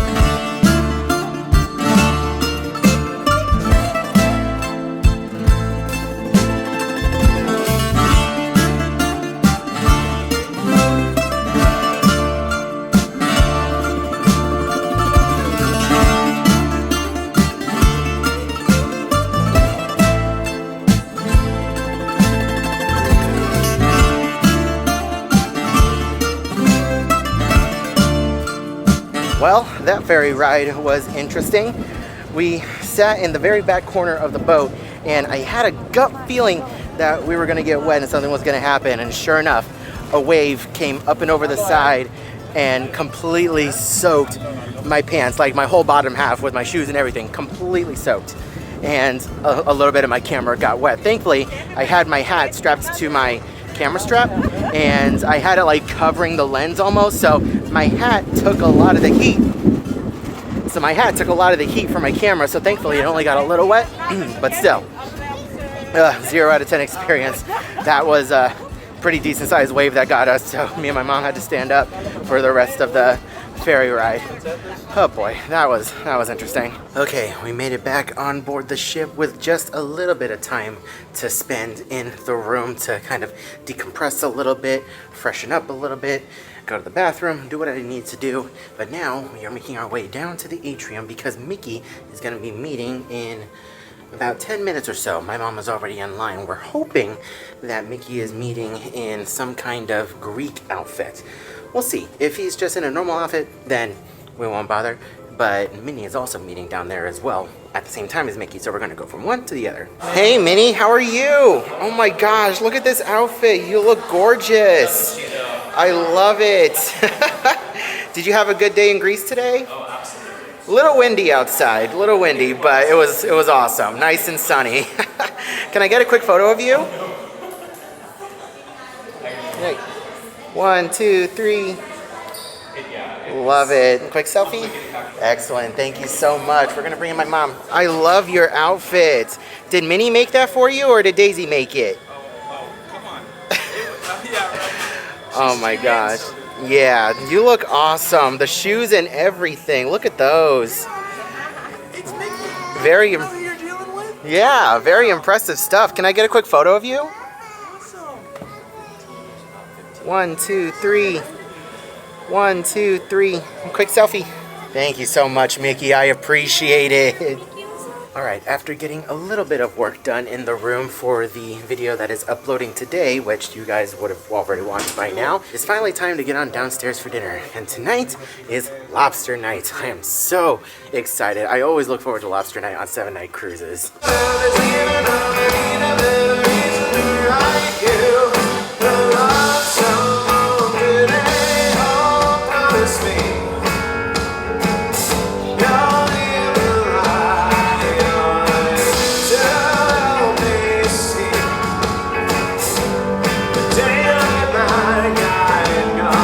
All right, we have made it back to Royal Court for the second night. Let's go ahead and take a look at the menu. All right, up top over here, we have our specialty cocktails. You can go ahead and pause to read. For our appetizers, we have an aged prosciutto, a marinated tiger shrimp. We have baked eggplant and oyster Rockefeller. For soups and salads, braised oxtail soup, white onion soup, a lemon fennel salad, and a beefsteak tomato and vadilla onion salad. For our main courses, we of course have the oven-baked lobster tail, a roasted red snapper, fettuccine with Parmesan crusted chicken, a pan-seared venison medallion, and oven-roasted pork tenderloin. And in case you guys are curious, here are your vegetarian and lighter note offerings. All right, my appetizer has arrived. I opted for the tiger shrimp tonight. Next up for my soup course, I opted for the white onion soup. All right, our entrees have arrived. I opted for a lobster and a sirloin. So it's a bit of a build your own surf and turf. All right, the dessert menu has arrived. Let's go ahead and take a look. We have all of our specialty drinks and coffees on the side at an added cost. And then over here, we have our desserts. We have a raspberry vanilla creme brulee, an apricot trio, a chocolate lava cake, Coda's personal favorite, and a captain's table sundae. For specialties, we have an old-fashioned apple pie, and for no sugar added, a chocolate cheesecake. And ladies and gentlemen, last but not least, we have our chocolate lava cake for dessert. Coda, I'm really sorry if you're watching this. Let's be real though, Coda's not watching this. She never watches any other videos. All right, dinner at Royal Court. Fantastic as always. Unfortunately, it's our last visit to Royal Court this cruise. Now we're making our way over to the Tube because something on the itinerary caught my eye. It is Monsters Inc. Open Mic Night. So, I've never seen it before. I'm very curious to check it out. I think it's like just literally what it says, open mic comedy, so let's go check it out. Okay, so first this event had my curiosity. Now it has my attention. Because a good chunk of the cast of the Walt Disney Theater is here. And typically, the cast shows up when one of them is performing something or doing something new or for the first time. You know, they like to show support, which I really love. And it's really cool to spot the theater cast in different places. So, let's see what this event is all about. I am your MC for the evening. That is your monster of ceremonies. Yes, let's go ahead and get started. Oh.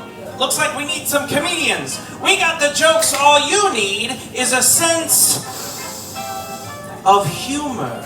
Yes, that's right. Now, every great comedian needs a great audience, and I am sensing greatness in this room tonight. What do you think? Are we going to have a good time tonight? That's what we like to hear. Let's bring up our first 4 contestants. What these 4 are going to do, I have written some very special jokes. I wrote these myself, and I am debuting them here tonight. Are you guys ready? Are you excited? All right, be ready to laugh. Let me find, here we go. First joke, you're going to read it for me, Marty. Are you ready? I'm ready. Why did the monster cross the road? Why? To prove that he wasn't a chicken.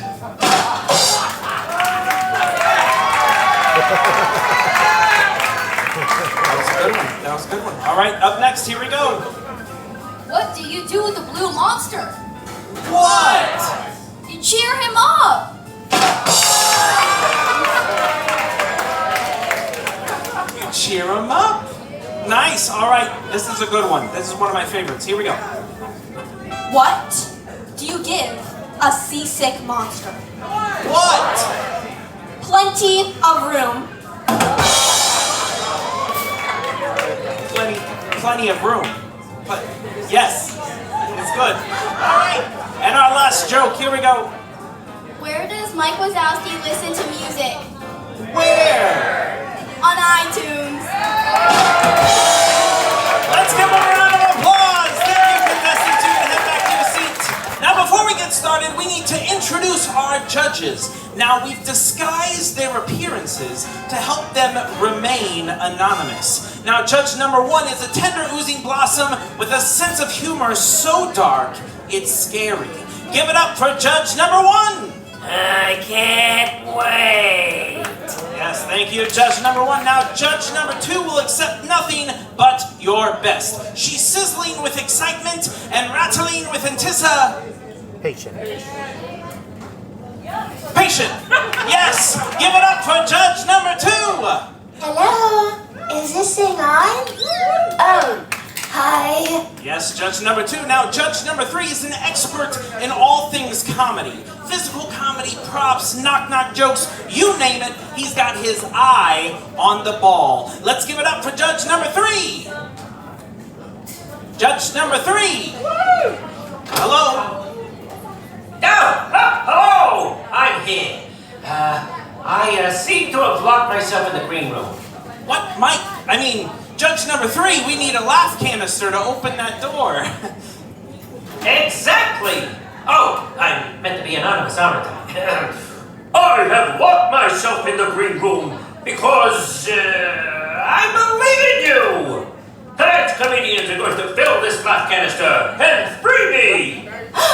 Oh, Googly Bear! Oh, I'm okay, Schmoopsy Poo. I'm doing this in the name of comedy, though I might not have thought this through.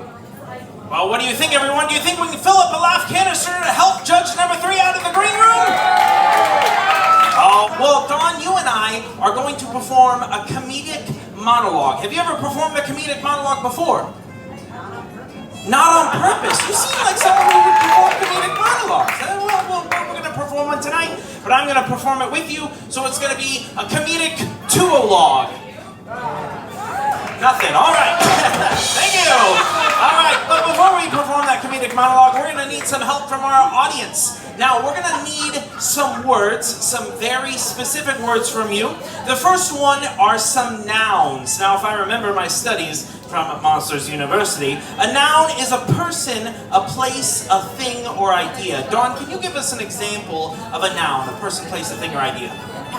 An apple, that's a good one. Now shout them out. Can we get some more nouns? The audience might not know this, but Dawn is an expert in deadpan comedy. That means, Dawn, no matter what we say, you are not going to laugh. I will not. You will not. Can we see your deadpan comedy face? Show the audience. Wow. Right? Deadpan comedy. Now I'm going to help you out. I'm going to read most of it, and then you're going to read the words that Lily wrote in. Sound good? All right, really loud into the mic there. All right. Hey, there we go. A study in Monstropolis found that Mike Tyson was more powerful than laughter. So every morning, monsters warm up by swimming. They brush their teeth with cheese and spray themselves with Mickey Mouse to make themselves as moistly bald as possible and collect bananas from the human world.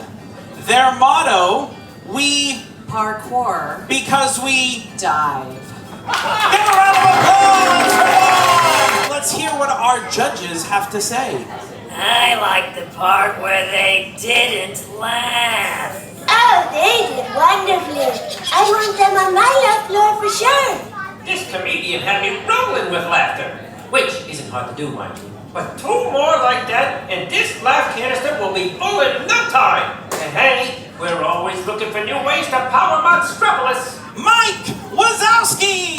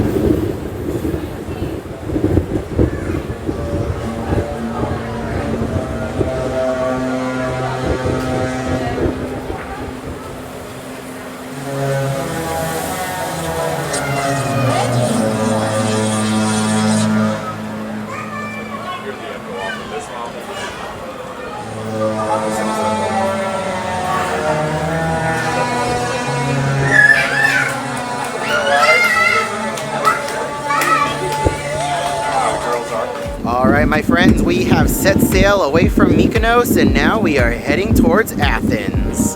What a gorgeous and fairly windy evening.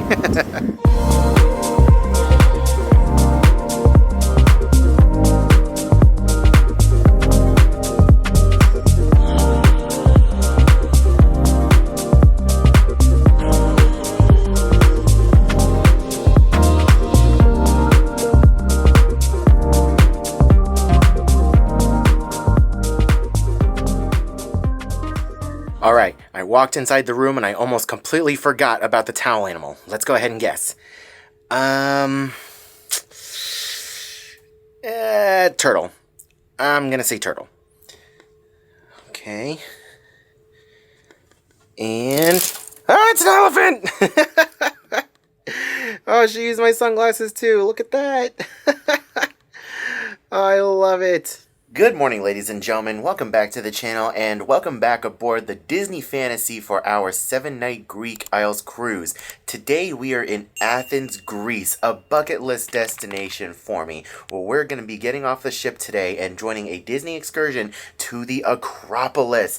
I have always wanted to go see it for myself. I heard some very interesting things about it. I'm a little bit of a mythology nerd, just a tiny bit. Like, I have a pretty decent knowledge outside of the Hercules movie, so I'm really excited to head on out there and see it and explore a little bit more of Greece today. Before we do that though, let's head on upstairs to Cabanas and grab something real quick for breakfast before we head on down to our meeting spot. Alright, this is literally my breakfast. I took my injection last night, so I am not hungry in the slightest, but I wanted to at least put something in my stomach, so this is what I got this morning. What an absolutely gorgeous morning here in Athens. The weather so far is gorgeous, but Jimmy, our cruise director, said it was gonna get hot. So we're gonna be prepared for that. But right now, it's gorgeous. You know, as far as breakfast is concerned, it's one of those situations where because of the injections, I just kind of look at the food and I'm just like, ew. It legitimately can do that to you. You can look at food and just be like, no, not a vibe. All right, ladies and gentlemen, welcome to Piraeus, the port for Athens. So for this particular excursion, we are group number 36, and I should also mention that this is an adults only excursion, which is fantastic.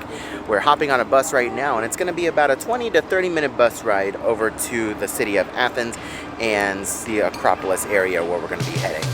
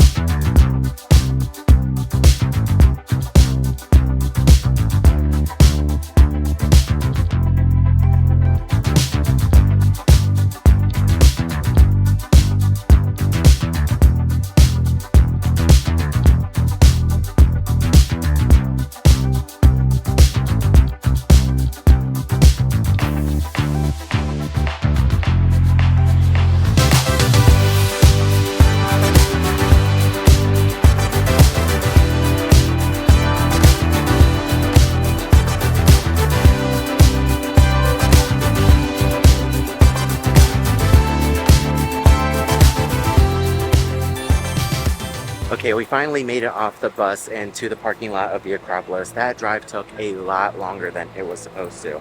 It was supposed to be about a 30 to maybe 40 minute drive. It took us about an hour and 15 minutes to get here because we were stuck in bumper to bumper traffic. That was a nightmare traffic scenario, but we are here finally and we are trying to figure out our meeting point for later, and then we're going to work our way up the hill over to the Acropolis and the Parthenon.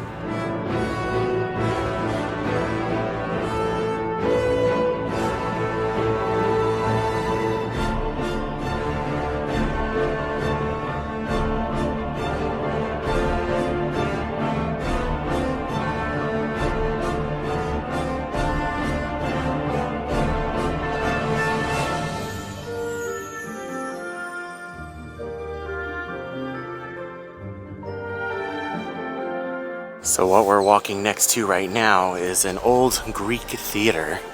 It was like a singing hall. Also, it's worth noting that all of these pathways are made of marble, and depending on your shoes, it might be a little slick to walk on, so just be careful. When you take the same way back, please be more careful. As you can imagine, it is even more slippery on the way down. And when you reach this point, remember to turn towards the theater. If you find the theater, you find the meeting point. This is definitely a very, very active tour. This hill, at least starting off, is very, very steep, and it is rather slippery. So please make sure you guys are careful if you're doing this. And now we have found the crowds. All right, we have scanned our tickets and we are making our way up the hill. Our tour guide was saying it is very slippery. You can only imagine what it's like when it rains. There is very little to no grit at all on this ground.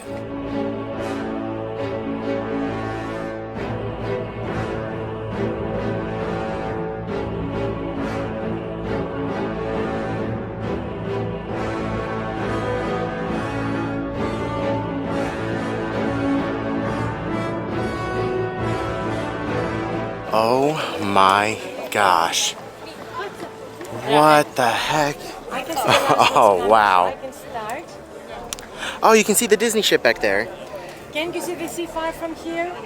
You can see the Disney ship all the way off in the distance over there. The two red funnels. You can see the Disney ship right there. Right ahead of us. That is nuts. Trees. That's the Pnika Hill, the meeting place of the assembly. Wow.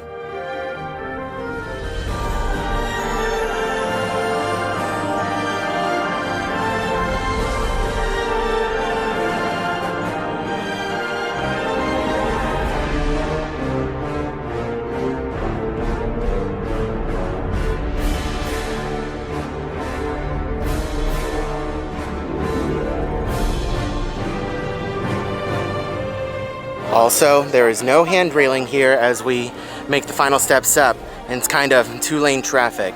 Please, for the love of everything, be careful.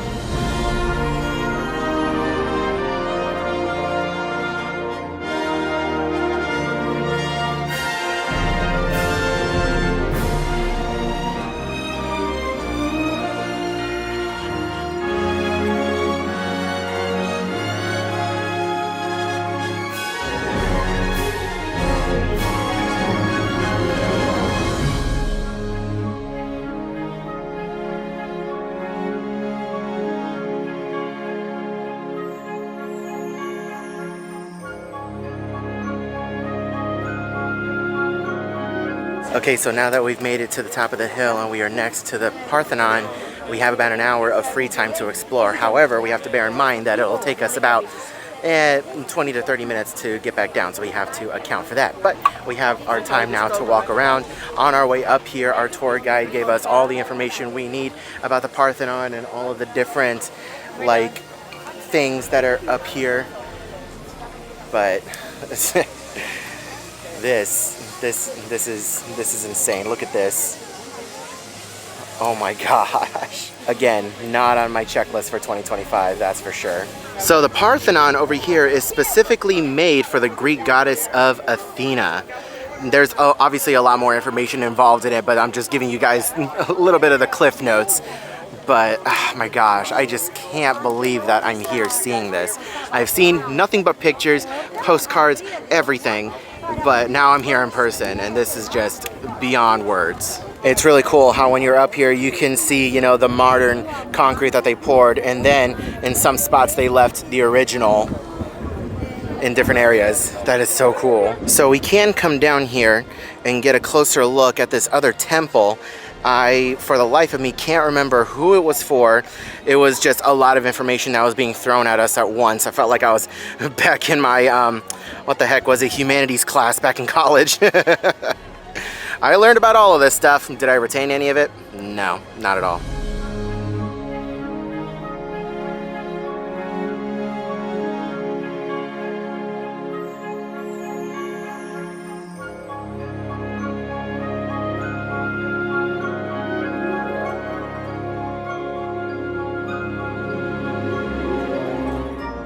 Now, the unfortunate reality of this place is that not everything here is actually original. Like, take these lady statues over here.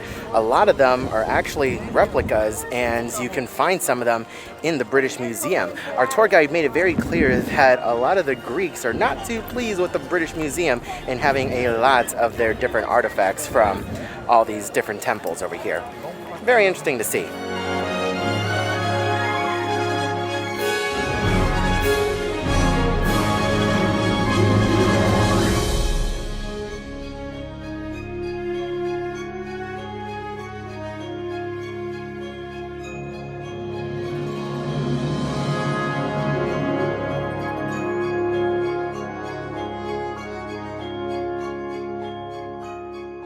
You know, I honestly had no idea just how massive the city of Athens was.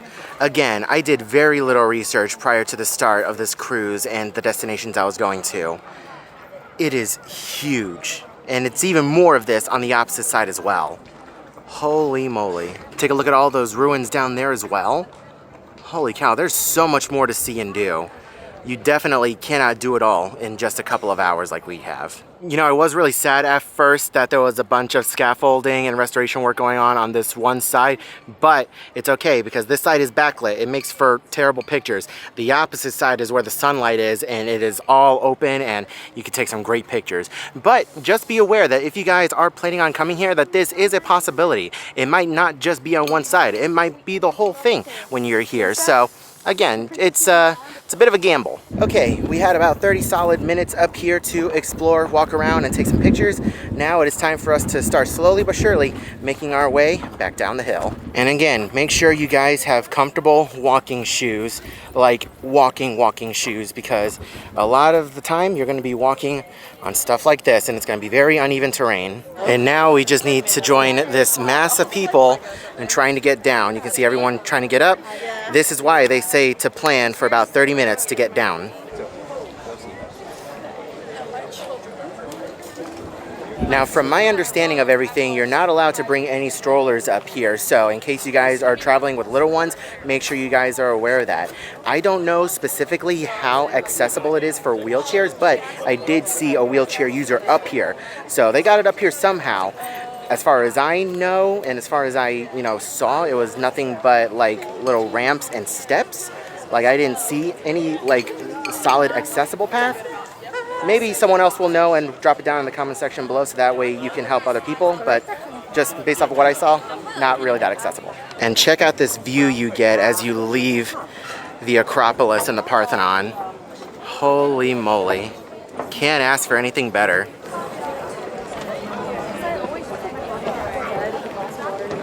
So as far as getting down, it's one way in and one way out. Just follow the crowd and you can't miss it. So while I was filming that clip about accessibility at the Parthenon and getting up to the Acropolis, there was a tour guide that was next to me, and she overheard what I was saying, and she, when I was done with the clip, said that they have an elevator that they like to use for guests in wheelchairs. However, it is not always working, and it's actually very temperamental, and it just doesn't work all the time, so it's not always guaranteed. So just be aware that if you are a wheelchair user, I wouldn't count on the elevator working. If it's working, great, but that is the risk that you take if you do decide to come over here and you want to get up to the top. Also, be advised before you cross the gates and head up to the Parthenon, there's only one set of restrooms down here. So as you're making your way up here, the entrance is over there. It's going to be on your right hand side.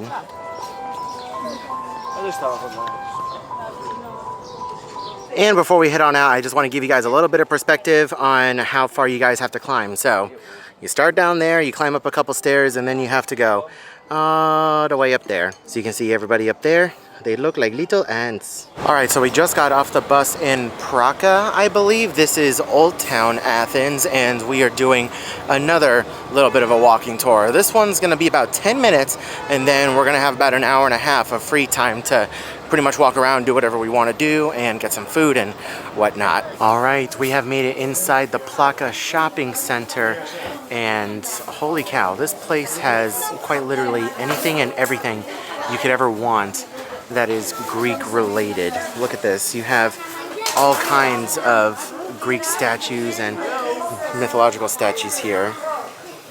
Oh my gosh, we learned about the different owls and the Greek gods and goddesses. You have a bunch of dishware that you could buy. Some photo frames, jewelry. Look at that, they have some Playmobil sets, which is cool. You have vases and other ceramics over here. Anything you could want that is Greek related.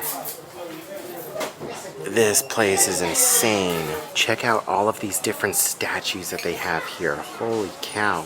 You can see we have Medusa, Poseidon, Achilles, Leonidas, Zeus, Demeter, Hermes.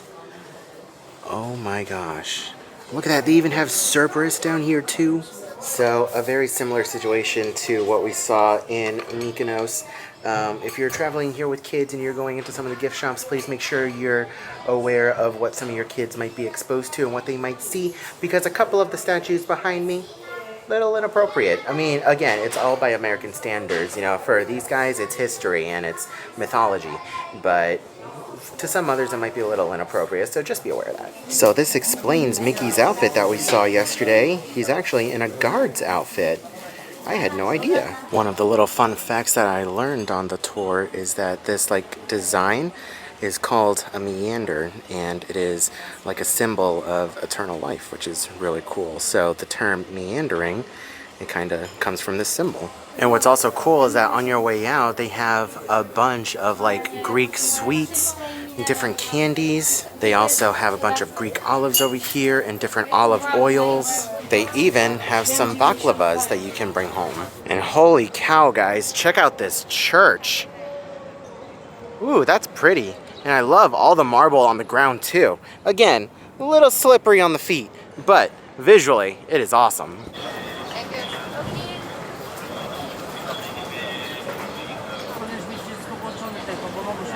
So I'm about to start making my way back to the meeting point so I can hop on the bus, but I want to point out this little 750-year-old church next to this modern church.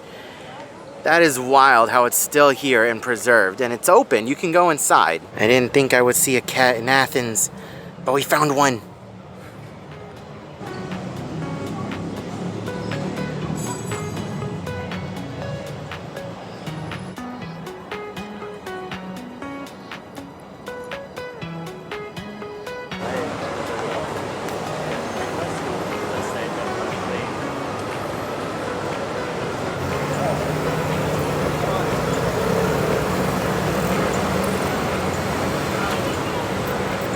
All right, our time here in Athens is done. Back on the bus we go.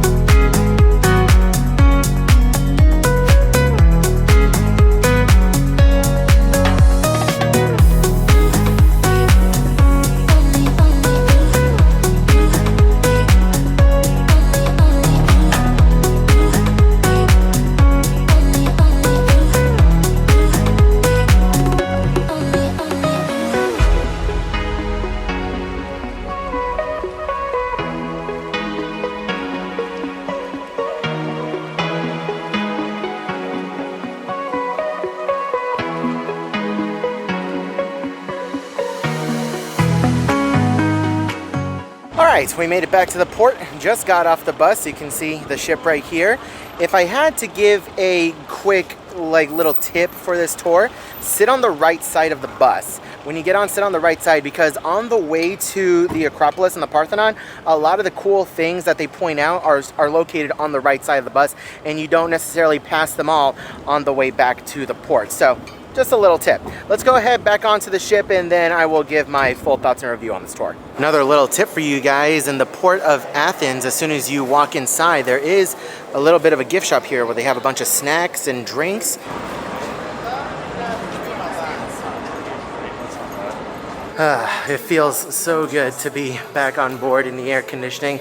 The pirate music is playing because it is pirate night, so we have that to look forward to a little bit later, but I am so hot, so sweaty, so gross. Let's get an elevator back to the room. Why am I walking forward? My room is aft. Oh, jeez. I'm tired.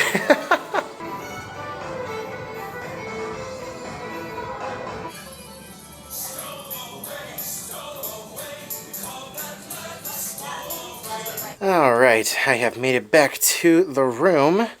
Let's see, what is this? We have our pirate bandanas, and let's see, exclusive offer, wash and fold, valid for tomorrow. Interesting. One laundry bag, max 30 pieces to wash and fold for $25. Interesting. That's really cool. I've never seen this before. Oh, I am so flippin' tired, so exhausted. A lot of walking. I am sweaty. Look at this hat. Look at the sweat lines on it. Ugh, it is gross. It was a hot one in Athens today, but it was still a lot of fun. I'm going to go ahead and shower real quick, and then when I come back out, I will give my full thoughts and review on the tour. I just need to decompress a little bit and relax while I have the cabin to myself because my mom and the rest of the family are still out doing their own thing in Athens, so I'm just gonna relax.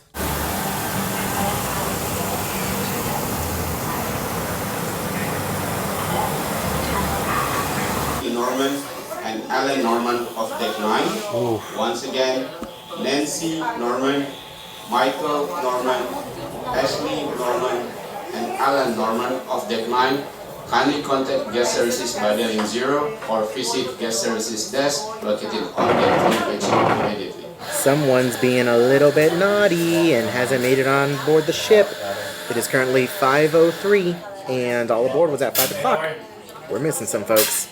So just be aware, if you're ever late to get back on board the ship, they will call you out by name and give what deck you're on. Oh, that bus is hauling. That bus is hauling tail. Oh, they went rogue. The traffic in Athens. They were on the tour. Oh my gosh. Wait, you know That's the these ones guys? that went, they were on the tour with us. They like decided they wanted to go do something extra. Oh my They took gosh. off. He must not like them because the rest of the bus is pulled right up to the awning, so he's like way out there in the parking lot. So wait, yeah, the officer is yelling at Is he really? Nice. the lady in white back there. Yeah, that's it. Yeah, she's saying close it. So what about this bus? This must be the last. Oh, there's nobody getting off, so maybe. Oh. Yeah, that's we almost left Walk them. of shame. I Yep. hope that's the last couple of people. For shame. We almost left you guys. That's what he said. Yeah, they called four families or four people by name, and it was all the same last name. Yeah, that's the 4 you think? Yep. Yeah, there were That 4 was people. I forgot. It was a cruise I took a few years ago, and the captain got snarky. He says, "Now listen." He's getting everybody on. This is it. Yep, that's it. The gift shop. Holy moly. That's too close for me, man. I'd have been having a heart attack. Absolutely not. Made it inside the Cove Cafe for a little bit of quiet and relaxation. I got myself a pina colada over here. We're just chilling until it's time for Palo. All right, we have made it to Palo for dinner on this beautiful pirate night.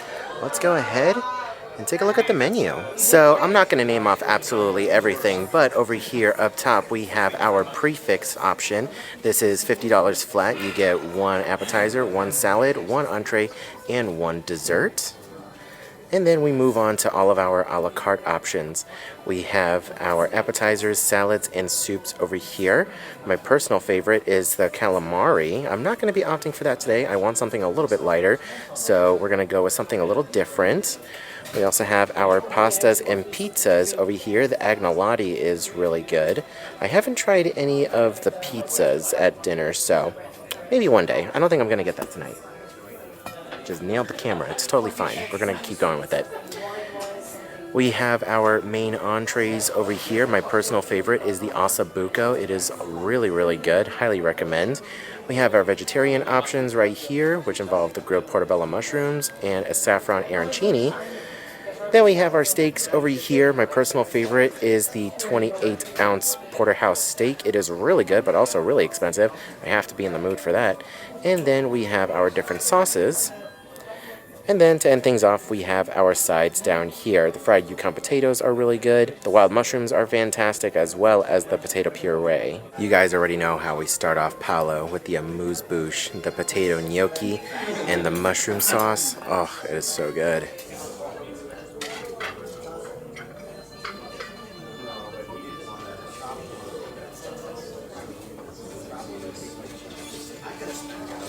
Starting things off nice and light, I opted for a caprese to start. And my entree has arrived. I opted for the seared scallops and risotto, something I haven't gotten in quite a while. And I opted for a side of whipped mashed potatoes. These things are really good. And of course, ladies and gentlemen, last but not least, I had to end on the chocolate souffle. You know, for just a split second, I was excited to guess the towel animal, but then I remembered it's pirate night. Yeah. Blah, blah, blah. Oh, well, at least he's got sunglasses. Still. Davy Jones is my least favorite towel animal. It's never a guess on Pirate Night, unfortunately. Actually, I think we've only had one Pirate Night where it wasn't Davy Jones. Now he's just taking a nap.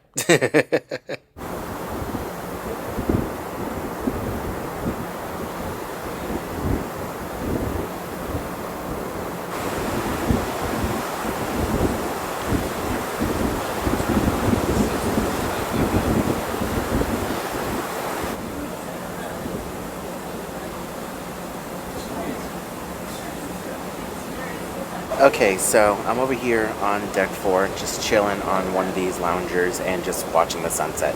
Absolutely gorgeous evening. There's a light breeze. It's nice and cool outside. It's not chilly. It's not hot. It's just perfect. But anyways, let's go ahead and talk about Athens and my excursion. So the excursion, it was about $109 if I recall correctly per person, and I think it was worth it for not having to deal with the stress of having to get myself over to the Acropolis to see the Parthenon and not having to pay for tickets for myself and not having to wait in line to actually buy tickets, and getting the tour guide who's full of knowledge on not just the Acropolis and Parthenon but with Greek mythology and, you know, just Greece in general. That was really nice. And we also got free time to walk around, and they brought us to another location where we got to walk around and do some shopping and all that. I think it was worth it. It can get a little pricey, and I would compare, you know, this type of cruise to an Alaska cruise where you're definitely going to want to do excursions, and it's going to add up quickly and it's going to be pricey. But I would definitely do that excursion again. If I ever do come back with Coda, which most likely I will, I would definitely do that excursion again. The only thing, though, is that I was not a fan of Athens city as a whole.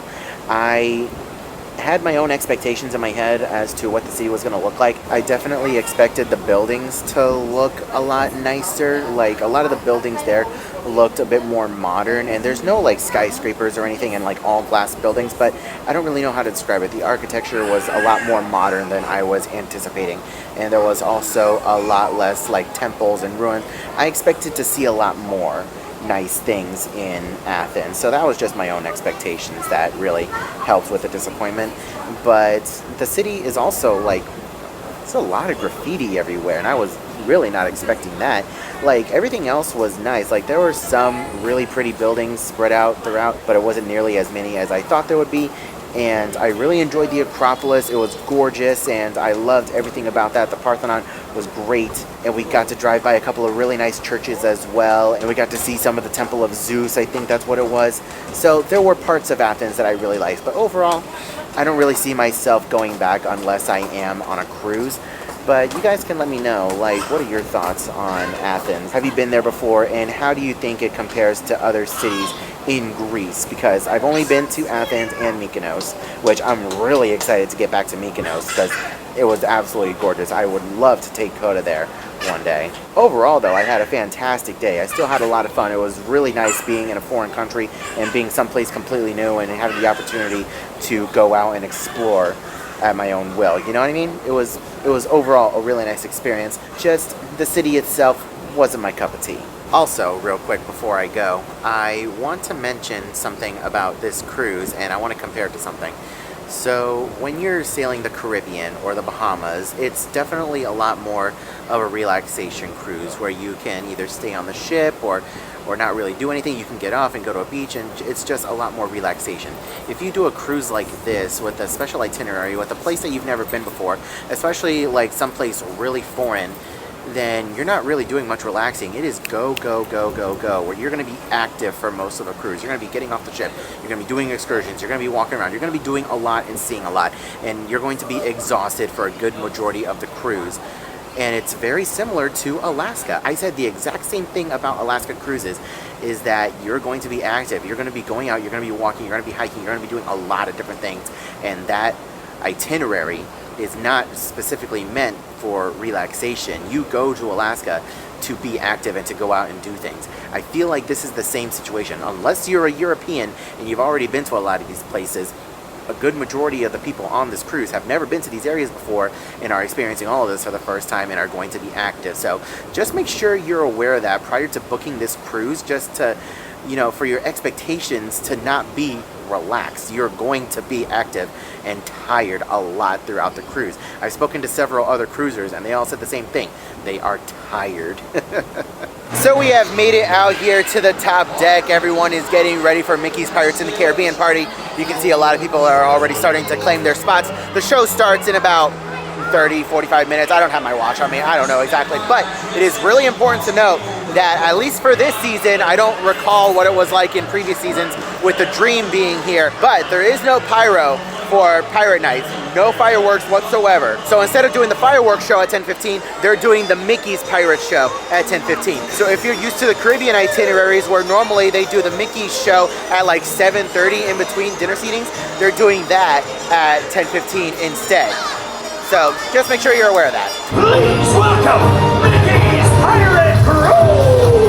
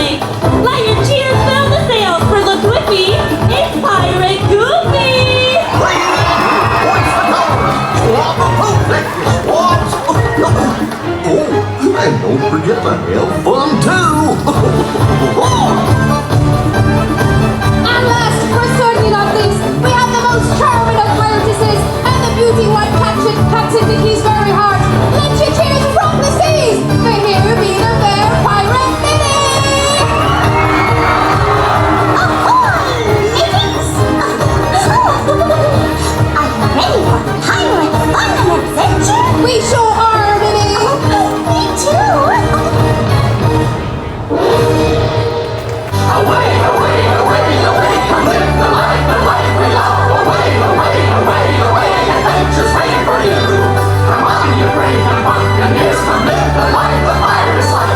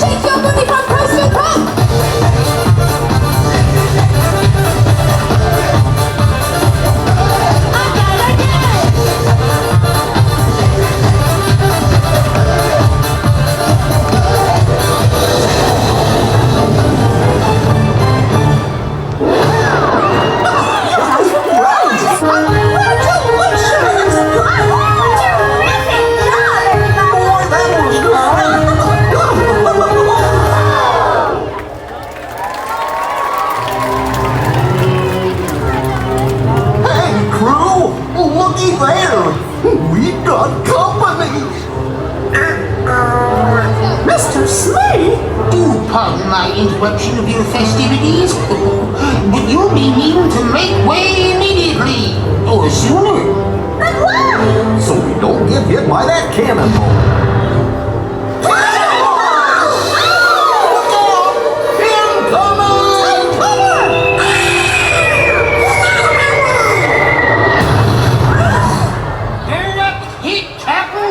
Come aboard, boys! Avast, ye land lovers! Prepare to be bored! Get below, you little rats! Abandon your stations or prepare to taste cold steel! Aye, scatter or ye be walking up there!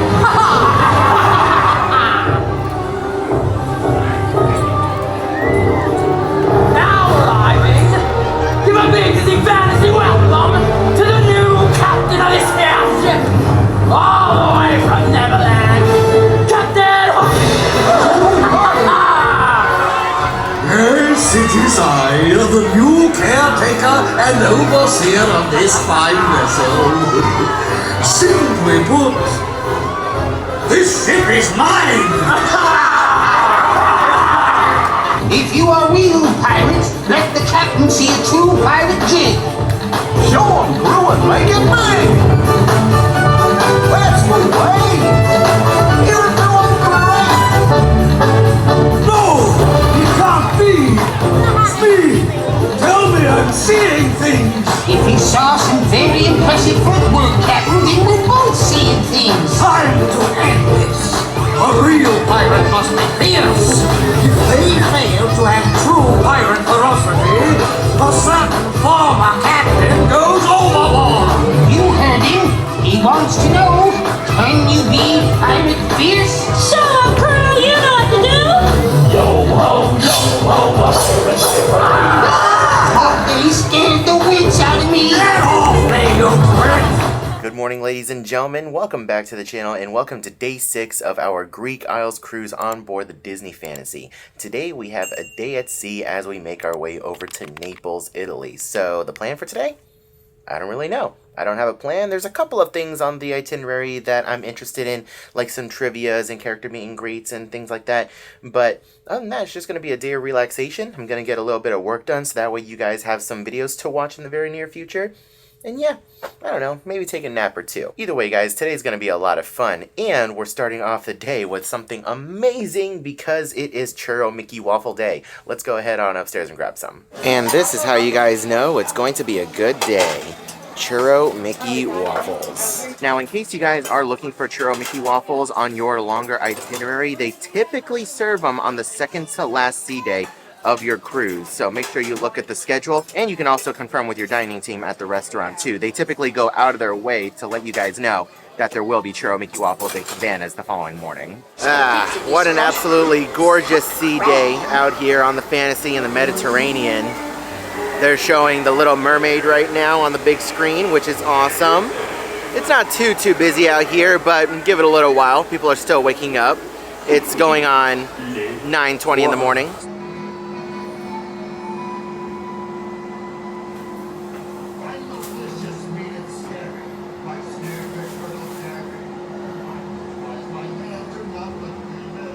Hey Donald, how are you? Oh, we're fantastic today. I love your outfit. You look like you went to Spain. Yep. Oh my gosh. All dressed up and ready for it today. The hat suits you, Donald. It really does. The bigger the better. Yep. Do you mind if I get a photo of you real quick? Please? Okay, Dawn. 1, 2, 3. 1, 2, 3. Quick selfie. Number 1 duck. I love it. Thank you so much, Donald. I appreciate it. All right, now that the shops have just opened, they're nice and empty. Let's go ahead and take a look at some of the merchandise for this sailing. Starting off with our Europe stuff. You can see we have some Europe tumblers or cups. I don't know if they're like service tumblers or what, but either way, they say Europe Disney Cruise Line. You can see they have some of the European icons. You have Big Ben. You have the Parthenon, You have a couple of windmills. You have this from Norway. So that's really cool. You have some of the other characters in here. Leaning Tower of Pisa. We have our Europe t-shirts over here that say Disney Cruise Line. I am a little disappointed because last year when the Dream was in Europe, their merchandise said like the Dream of Europe or something like that. And they didn't do anything for the fantasy. Like, I would have picked European fantasy. That's what I would have done. But anyways, here's a look at the Europe t-shirt. Nothing. Oh, actually, ay Dios mío, this is the back. I hate that. This is the front. I hate that. Why? Why can't this be on the front? Why? Why are we doing this? Whose idea was this? Anyways, disappointed. That's the front. We have some Disney Cruise Line Europe pins. That's really cool. We, of course, have our Europe mini ears. It looks like all the designs are generally the same. It's not like one of those situations where each ear is going to be a little different. We have a Disney Cruise Line Europe athletic, what is it? A polo. We also have, of course, our Europe Spirit jerseys. This is really cool. You can see all the designs on the sleeves and down at the bottom. It even has the different countries on it. What is that? Let's say Germany. Yeah, that says Germany, France, Netherlands. That's really cool. And on the back, it has this over here. It says Disney Cruise Line Europe. Okay, so when we first got on, I was really excited to see like Italy-specific merch. But then we looked a little closer. It says Epcot World Showcase, so I assume you can buy this at Epcot, which is, I mean, I get it. There's a lot of Europeans on this ship who probably can't make it out to Epcot very often. So, like, for me personally, it's but for others, I'm sure it's really awesome. We also have these Europe-specific hats, which is really cool. Are these like fedoras? Would you count these as a fedora? I don't know. It says Disney Cruise Line Europe on it. We have a women's tee with Minnie on it and Europe icons. We also have a sweater over here. It looks like it says something on the back as well. Ooh, that's a nice little design on the back. What are these? Are these magnets? These look like magnets. Yep, these are magnets. We have some Europe ornaments. That's really cool. Let's see if we can focus on this a little bit. There we go. It's really cool. It's got Mickey and Pluto. That's cute. Yes, it was these. My mom and I, we saw these on the very first day and we're like, ooh, let's go ahead and get one. And then we looked at the back, Epcot World Showcase, and we're just like, no, if we can get that at home, then why are we going to get it here? You know what I mean? Also, these are new. I have never seen these before. These are little Mickey hats with the Disney Cruise Line logo, and it says Disney Cruise Line on the back. Never seen these before. I'm actually very tempted to pick one up. And then, of course, right next door, we have a whole bunch of other Italy merchandise from World Showcase over at Epcot. We have cups, we have keychains, ornaments, mugs, some more cups, and shirts. I've seen these making their rounds on the internet, the new Disney Cruise Line Loungeflies. These are really cool. I'm sure Coda might want one of these, but we'll get one a little bit later on in the year. Also, in case you guys are curious, this Loungefly is $100. And then, of course, on top of all the Europe-specific items, we have our Disney Fantasy-specific items. You can see we have our Loungeflies over here. We have Disney Fantasy mugs. We have blankets. We have the mini ship models. We have t-shirts and spirit jerseys. Well, the atrium is bustling with activity this morning. You can see we have the Princess Royal Gathering going on. This is an activity that you do need to book in advance 30 days prior to your cruise. I have covered this information in the past. You have Princess Tiana over here, you have Mulan, you have Belle, and you have Cinderella down there all doing meet and greets. And then Snow White was up here separately doing a meet and greet earlier.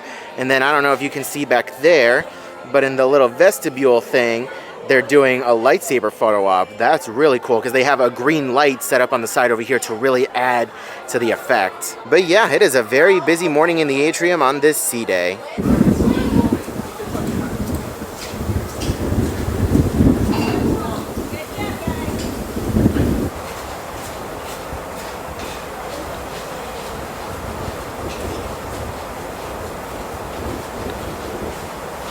Hi Goofy, how are you? I love your outfit. You look great. Straight from Spain. You are awesome. Thank you so much, Goofy.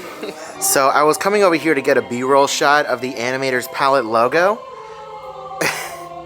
And take a look at what I found. A tiny little duck. Oh my gosh. Heck yeah, I found a duck! So while we're approaching Animator's Palette, I want to point out one of my favorite details. So you can see what the hallway looks like leading up to Animator's Palette, which, by the way, no one in it, which is awesome.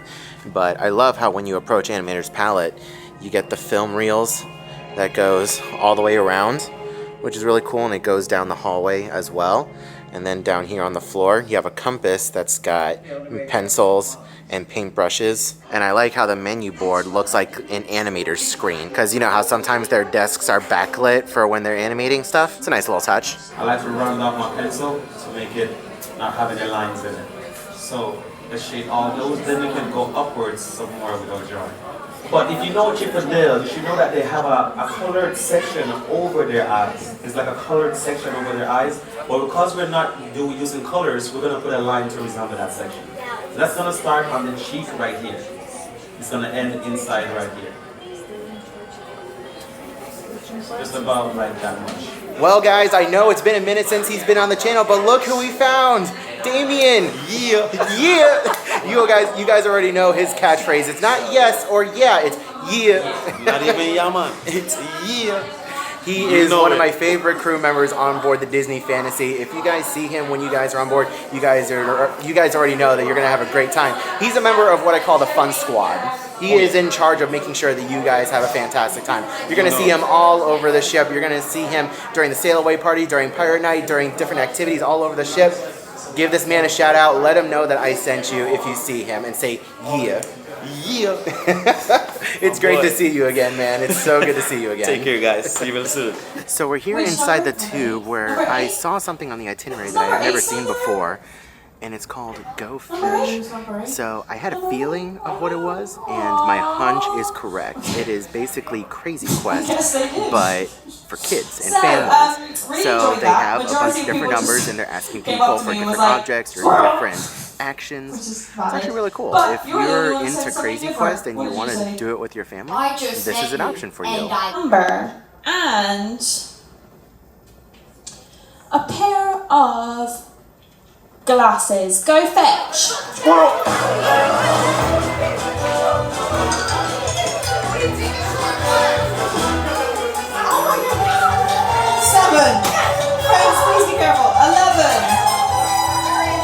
Okay, I have Star Wars trivia in a couple minutes, but that is chaotic. Oh my god. A bunch of kids trying to fight to be the first one up to do that activity or present the thing and yelling. The poor cast members like, oh my god. That was actually pretty fun to watch. Alright my friends, we have made it inside O'Gill's for Star Wars trivia. It's a little light right now on the crowd, but I'm sure it'll pick up here in just a moment. I love Star Wars so much, but my memory is so bad. That was question number 2, everyone. You want to know who said, save the rebellion, save the dream? Finish this line from DJ to Finn. It's all a machine partner. Leave free something something. What is the name of the bartender of the Cantina on Tatooine? At last we will have our revenge. Oh, what? I just had the answer. Oh my goodness, I'm so sorry. You know what? Everybody gets a point for...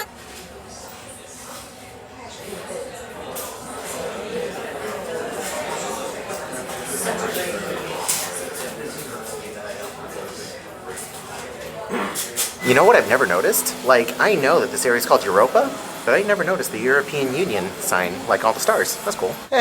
Alright, made it back into the room. It is midday. You guys already know what this stuff is. We have our additional tip envelopes, and then we have tip sheets, but what in the world? Why? What is this? It's... Since when? Has it always been? No, it hasn't always been one per person. It's 2 separate, right? Either way, here is a list of all your prepaid gratuities. This is everything that goes to your server, your assistant server, your head server, and your stateroom host.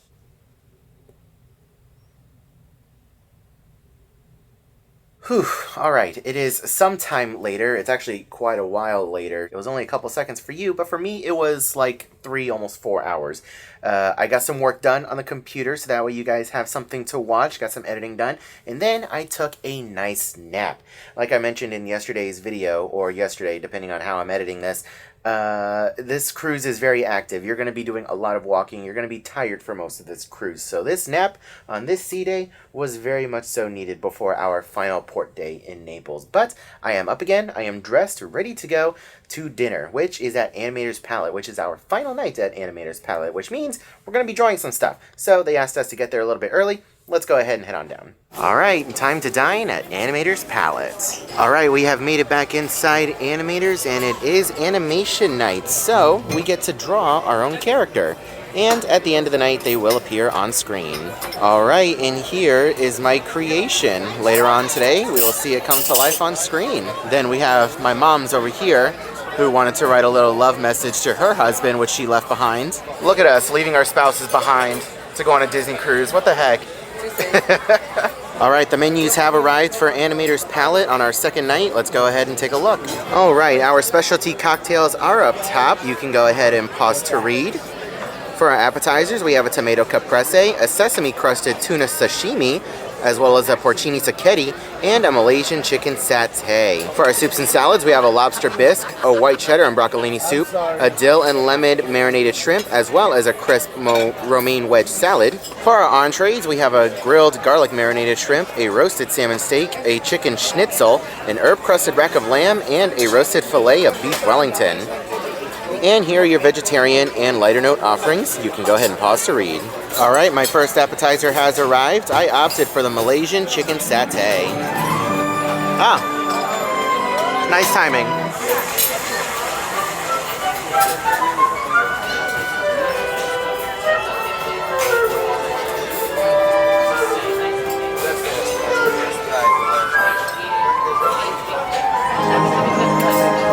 Wow! Now that's what I call a colorful entrance. Oh, hi folks! Oh gosh, thanks for all the great drawings. These are just what I need to whip up a little animation magic. I'll be back later, but right now, we invite you to sit back and relax as the dining room proudly presents your dinner.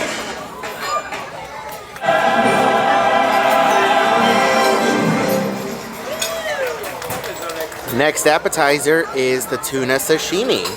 If you're a fan of sushi, then you'll love this. Alright, it's a 3 appetizer kind of day for me. Next up, we have the porcini sacchetti.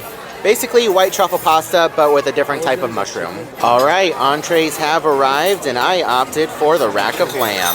Alright, here's the dessert menu for Animator's Palette. Let's go ahead and take a look inside. Of course, we have our specialty drinks and coffees on one side. All of these cost extra. And then we have our desserts. We have a celebration cake, an orchard peach tart, a chocolate decadence, and a berry cherry chocolate sundae. For signature, we have an amaretto cheesecake, and for no sugar added, we have a cappuccino mousse.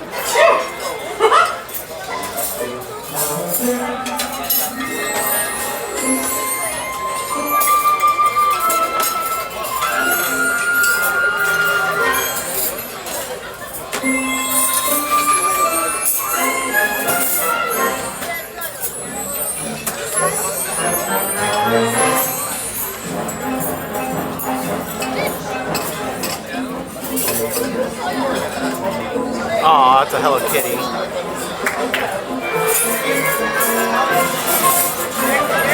Oh, there we go. There's the skeleton.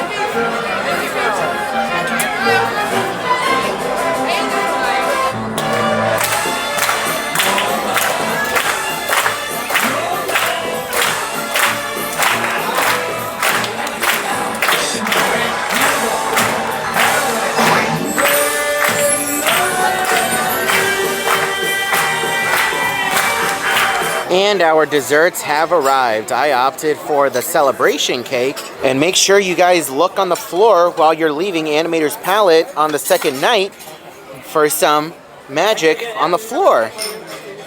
The Dalmatians appear on the ground. Very reminiscent to what we used to have at Epcot. Do you guys remember the fiber optic lights on the ground at Epcot? They have that here. in Animator's palette. So I want to show you guys something. Look, it's Stitch over there, right? That's Stitch. This is his line. It keeps going. It goes all the way down this way. And this guy in blue, this character attendant, he is the end of the line. Oh my gosh, I have never seen Stitch have such a long line. You would never see a line this long for Stitch on like a Caribbean or a Bahamas cruise, but because we have so many people who probably don't get the opportunity to see Stitch very often, that's the line. Oh my gosh. And check this out, guys. We've made it back to Messina. The most direct route back to Rome and Naples is through the Strait of Messina. So we have Messina on one side and mainland Italy on the opposite side. So if we were to go up to the top deck, which I'm very tempted to do, we would be able to see both coasts. We're having a repeat of our first day on our second to last day. And also, just look at this sunset, man. You cannot beat this view. Holy moly. So we're coming up on the Walt Disney Theater, and I just wanted to give you guys a look at the different popcorn buckets and sippers that are available on this sailing. We of course have the balloon popcorn bucket, which is pretty standard, but we have a Clone Trooper helmet, which is really cool. These recently released in the parks. We of course have a Tauntaun, a Jawa sipper, and the Captain America shield sipper. And we made it out to the opposite side of the ship, and you can see just how close we are to the coast. Now I'm already all turned around because my GPS isn't working on my phone, so I think this is Messina.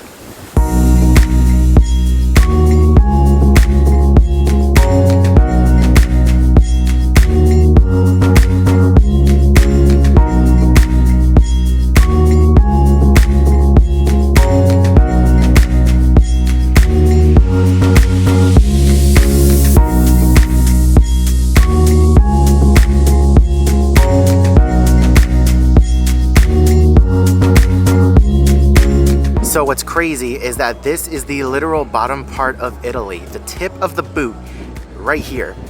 That's really cool. And then we turn around and it's just like being back in Alaska with the mountains on either side depending on where we are earlier.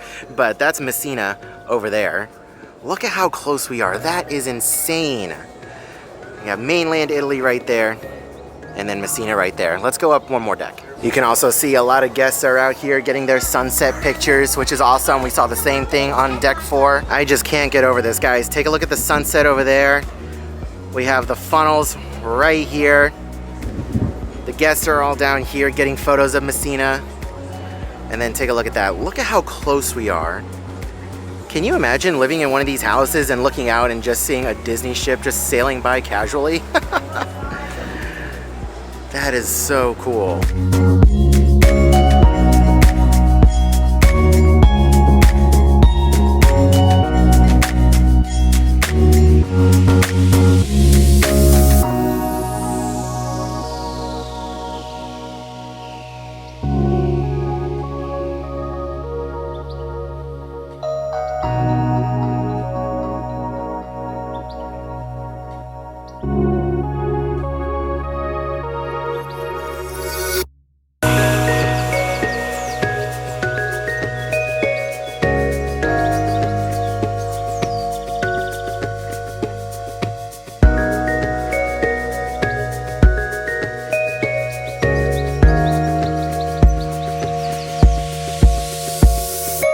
Alright, a little embarrassing. I finally have my GPS signal back. Everything I said, flip-flop it. So this over here close to us is actually mainland Italy. And over there, what I said was the tip of the boot was actually not. That is Messina over there. This is mainland Italy. Got the two confused. It happens. Alright, we're doing something that we haven't done in quite a while, and we're heading on inside the Walt Disney Theater to watch Believe. We haven't seen this show in years. Let's go head on inside.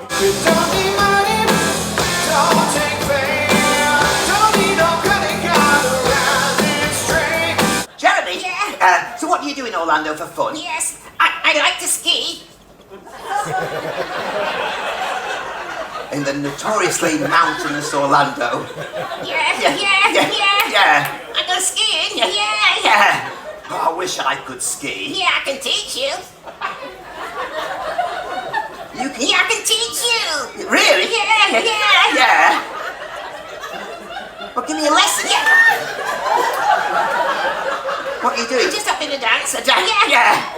So imagine I'm at the top of the hill. You're at the top of the ski slope. Yeah. You're looking down it like this. Like what? Like this. Wow. Yeah.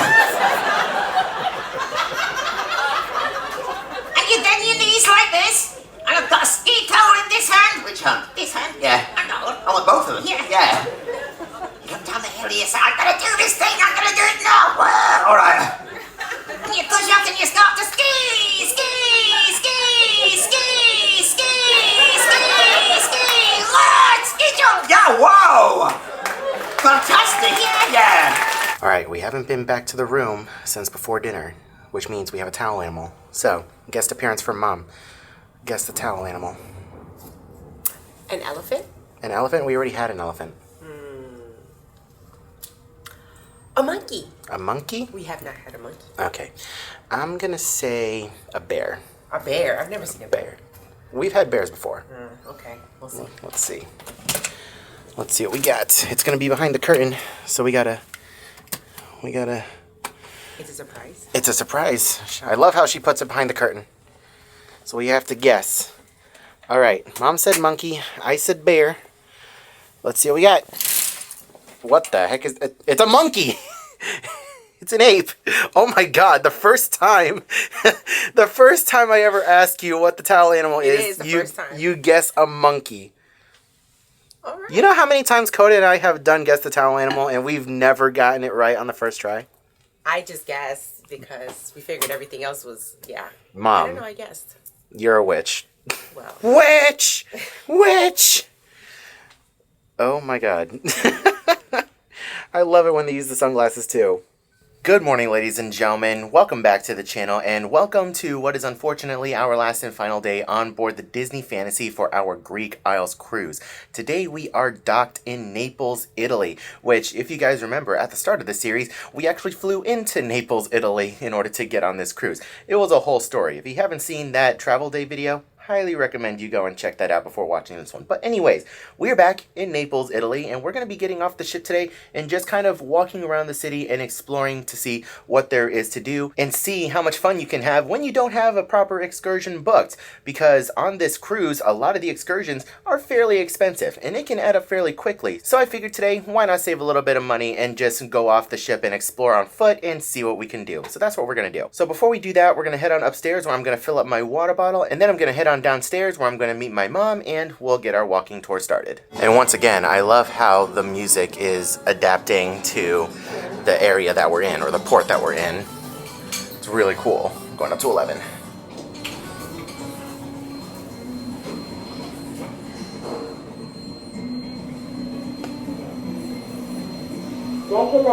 And take a look at who we're docked next to, guys. It's Allure of the Seas. Fresh from her amplification. Holy cow. Aren't you a sight for sore eyes? Look at that. They added some water slides to the top as well. We have some cabanas up here. That's really cool. And take a look at that. They added a Dark Abyss slide. It's a dry slide from one of the top decks all the way down to the boardwalk. That is so cool. Let me guys know down in the comment section below. Do you guys want us to sail on Allure of the Seas again to see what changes have been made? Because I'm definitely interested. And here is our first proper look at Naples. It looks so pretty. And it looks like there's a castle back there too. I want to check that out. There's so much to see here. Something really important to note about Naples is that the gangway is actually on deck 3 midship. Okay. This is so interesting to see. All the furniture that's normally here on this carpet, they moved to that corner. Actually, there used to be a whole bunch of furniture behind me. I'm not going to turn around because it's a secure area, but they have all the furniture just put in that corner over there, which is interesting. Now, I will say, it also looks like there's a gangway on deck 1, but I do believe that that is only being used for excursion purposes. But with all of that being said, guys, here we are in Naples. We are next to Allure of the Seas, one of the larger cruise ships in the world. If you guys want to check out our videos from that series, you can go ahead and check the link in the description below. I'll go ahead and put it there, so that way you can watch it after this one. You can see we have Mount Vesuvius hiding off in the distance over there. It is extremely hazy out here today. It's kind of been par for the course throughout this whole cruise, but you can faintly see it back there. We're not going to be going into that general area today. Hopefully on a future visit, we'll be able to check it out. Check out this cruise terminal that you have to walk through in order to get out. You have a whole bunch of different shops here. Whole bunch of different things to buy. Look at that. You got your puffy sweaters over here too. It's actually quite nice. Air conditioning, plenty of shops. I don't know about food, but there's still plenty of shops here. You can get all of your Italy and Napoli merchandise. Oh wow, take a look at that. It opens up and there is a cafe over here, as well as a bunch of other souvenirs from Italy. But we're gonna continue on down and head on outside. No, thank you.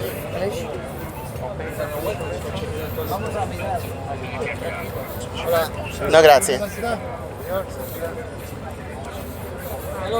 No, grazie. No, grazie. No, grazie. It's the first time you enjoyed the picture. Maybe you want to go over the top. No, thank you. No, thank you. All right, ladies and gentlemen, welcome to Napoli. It is gorgeous over here. Oh my gosh, look at this castle. That's really cool. I want to see if I can check that out. And what is this? It looks like it's a tunnel down underneath the street to get all the way to that building over there. It's a nice wide open space. You can get a couple pictures over here too. So I can't remember. I think like I was watching a bunch of TikToks before coming over here, and everyone said not to go right but to go left. I think that's where all the pretty stuff is, because that side is not as pretty. So we'll go left. We'll just see where the wind takes us. Oof, I tell you guys what, it is a scorcher out here today. Oh my God. Make sure you guys have a reusable bottle with you so you can put ice water in there. Keep it with you. Make sure you have a little towel. Make sure you take breaks. Find the shade, because as I was getting off, there was a couple getting back on board the ship, and the older lady looked like she needed medical. So yeah, please make sure you guys are staying hydrated.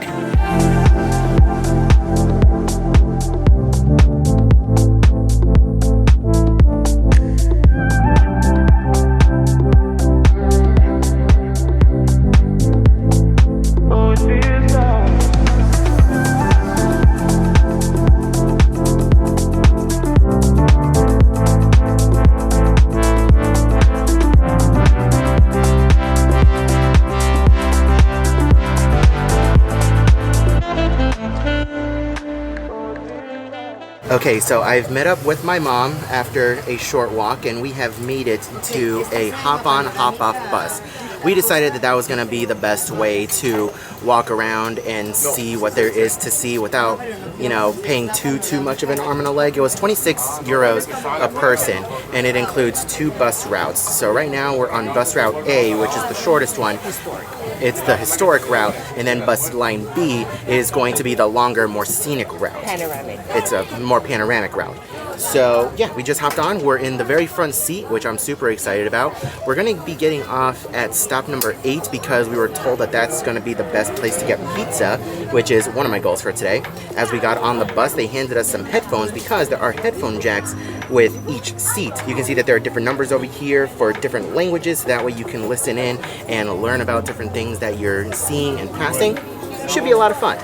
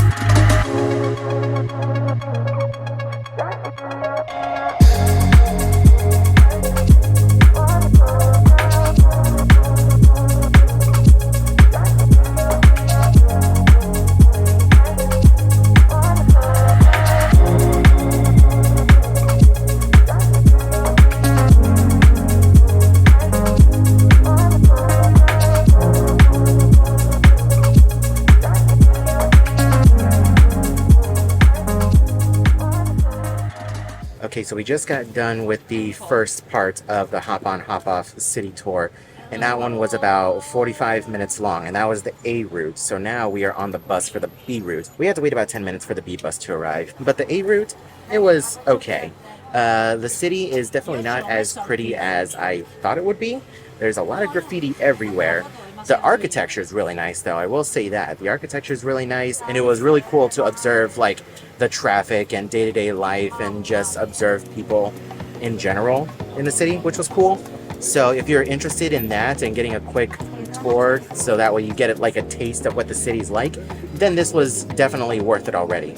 But as if you're looking for a very pretty cliche European city that you would see in like movies, then this part isn't it. So we're hoping that the B route is going to be a lot more scenic. It is marketed as the more scenic and picturesque route, so we'll see what happens.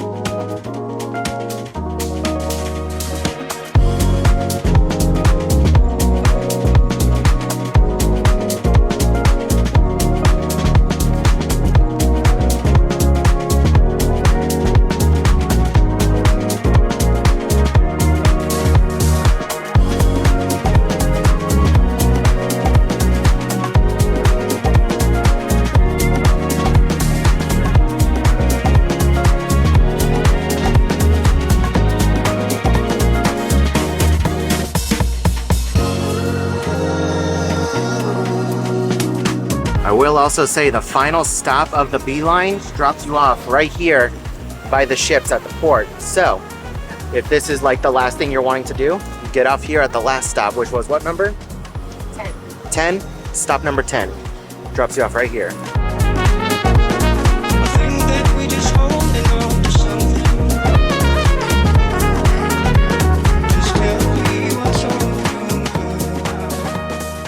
Okay, so the hop on, hop off bus, 26 euros a person. All in all, I think that was worth it. It included both routes, so you had the city route and then you had the scenic route, which I think was nice. It was a great way to explore Naples and to see what life is like in the city while catching a couple of great views and seeing some of the highlights of the city and the coast. My mom put it perfectly when, what did you say? How did you describe this? It's something to do when you have nothing to do.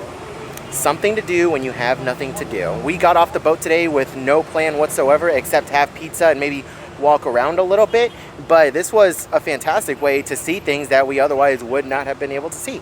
So again, 26 euros a person, I think it's worth it. So the only other thing I really wanted to see is the Galleria Umberto. I heard that it was really, really beautiful, and I think they filmed Wonka here, if I recall correctly. Just based off of the pictures, it looks very familiar, so let's go and check that out. Oh my gosh, guys, check this out.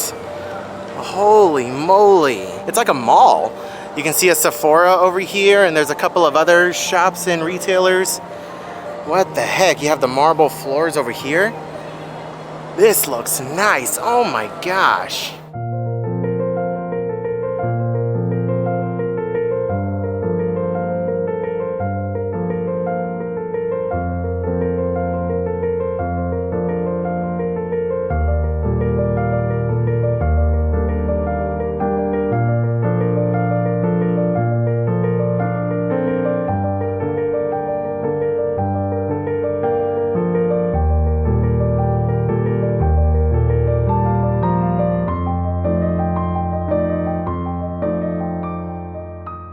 Okay, so apparently Wonka wasn't filmed in this location, but it was filmed in a location that looks very similar to this.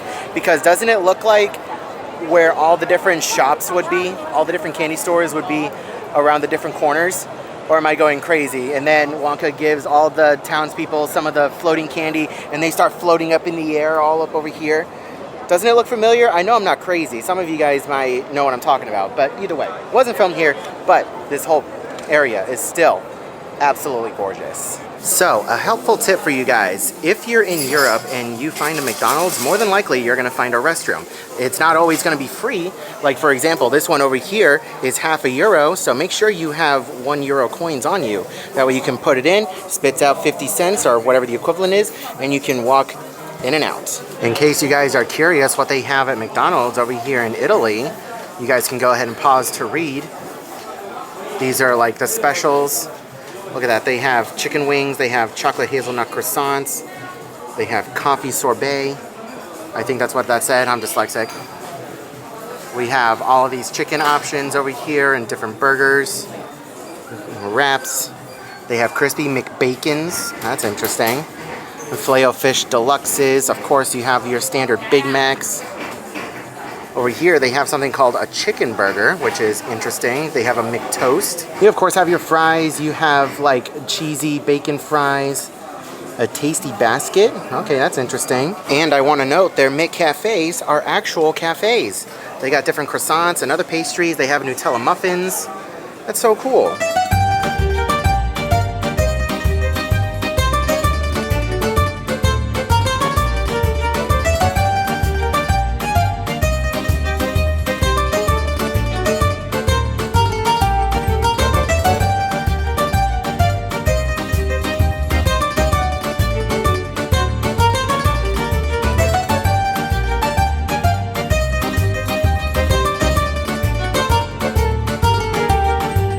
All right, so we found this pizza place here in Naples. It's this.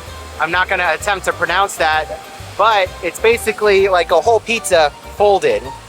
So you open it up and you can see it is a whole margarita pizza that is folded. Oh my gosh. I think you eat it like this. Yeah, you're supposed to eat it like that. That's how everyone else is eating it. It's gonna be a little messy. It's gonna be very hot. You wanna let it sit for a minute? Well, the dough tastes fine. All right, Naples is the birthplace of pizza, so I'm excited to try it. You're right, the dough is really good. But as you get down here, it's hotter and hotter. Yeah, I would try the bottom part over here. It's just gonna get messy. Everything's gonna start oozing out. Well, we don't have to eat the whole thing. Very tasty. Oh my gosh, that is good. And a couple doors down, we stopped at Il Gelato for some cookies and cream gelato. And I got the cone on top. Did I get pooped on? You did get pooped on. Yeah, when you guys are here, please be careful because I almost got. My mom definitely got. Now we need to find napkins. Do you have napkins in your bag? Do you have napkins in your bag, Mom? I have a white White bees? Okay, that'll work. Oh my gosh, guys, check this out. Piazza del Plebiscito. I think that's what this is called. Look at this place, it's huge. Check out this building over here with all the statues on the side. Oh my gosh, this is gnarly. This is one of the other things that I really wanted to see here today in Naples. It's definitely within walking distance of the ship. I'd say it's about maybe 10-minute walk if you're like not stopping anywhere. But this is so cool. Look at this.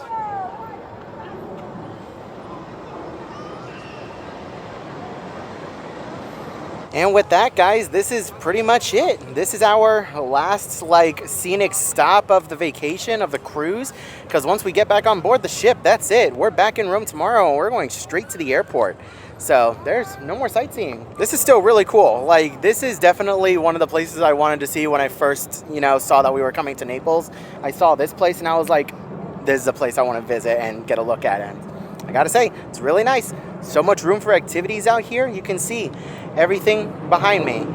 Plenty of elbow room. I loved every bit of this trip. Every bit of this trip I loved. But we'll go ahead and save our full review for just a little bit later. Let's go ahead and start slowly but surely making our way back to the ship because it's going on 3 o'clock right now and all aboard's at 7. We still have to go to dinner. I need to shower because Lord knows I am sweating out of every orifice right now and it is just gross. Check out this cafe that we found. Oh my gosh, this is just the inside. Holy moly. You can see all the cases that they have over here amongst different rooms. They have different pastries and stuff over here. But just look at this place. Holy moly. And in case you guys are looking for this cafe, the plaza that we were just in is over there, and it's on the right-hand side.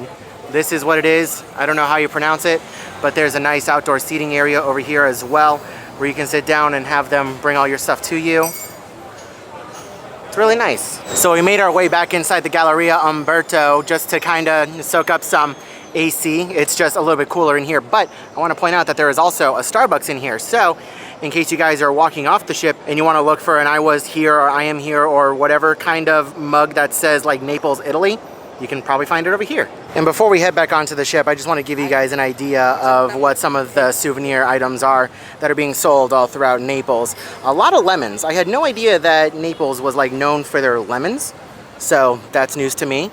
We have some different license plates over here that are really cool. We have a whole bunch of lemon stuff, some dolls, some lemon stuffed animals. You have magnets over here, you have bibs. Of course, we have postcards. Look at that, you have a pizza one up there as well. All kinds of things for any member of the family. And of course, as we make our way back to the ship, I just want to remind you guys of all the different shops and souvenir places you can stop at before getting back on board. All right, we have made it back to the ship, and in typical Disney Cruise Line fashion, we have our cold towels and ice water on hand. Love it, love it, love it. Whew, okay, made it back to the room, back in the air conditioning. I am so exhausted, but I am excited because I get some alone time in the pool. The ship is practically empty right now, so I'm anticipating there to be little to no people up at the adult-only pool, so that's what I'm going to do. I am changed into my pool wear. I'll see you guys in a little bit when I'm done, because I'm not going to bring the camera with me. I was about to say, I haven't seen them play Luca this entire cruise, but now they're playing it that we're in Naples. Very appropriate. All right, we're a little late, but final dinner of the cruise is at Enchanted Garden. Let's head on inside. All right, appetizers have arrived. First up, I have the shrimp on a bed of rice. And then over here, I have the salmon gravlax. Next up for the soup course, I opted for the mushroom soup. Okay, so normally I don't come on here unless there's something wrong with the dish. The soup today, a little too oily. I don't know if you guys could tell, but I could tell. Like it's just a layer of grease and oil in it. Not the best today. Normally it's a little bit thicker and creamier. And for my entree, I opted for the New York strip steak. So we just got word that some friends are going to be joining us for dinner here in a little bit. This is something that I haven't seen since COVID. So, see what happens.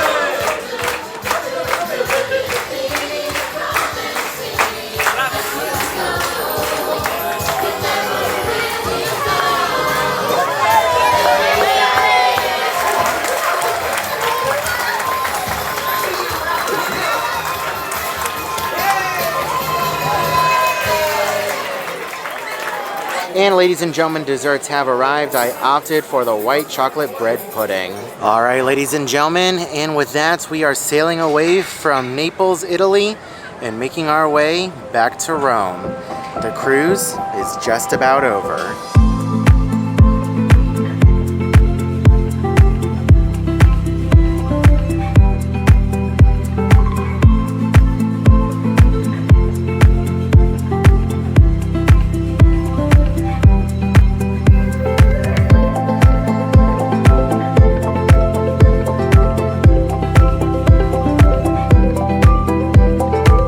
What's funny is that we personally know that it only takes about 3 hours by car to get from Naples to Rome, and our cruise is sailing from Naples to Rome. So basically we're leaving Naples right now just to do some donuts in the water and then port in Rome early in the morning tomorrow. Just something funny to think about. And take a look at that. We have Mount Vesuvius off in the distance. It really is a shame that it was so hazy throughout the entire day and our entire visit. We never really got that great of a view of this iconic mountain, or volcano, I should say. And what's even crazier is that this volcano used to come to a solid point, but when it erupted and completely destroyed Pompeii, that entire top piece just got blown off. Absolutely wild to think about.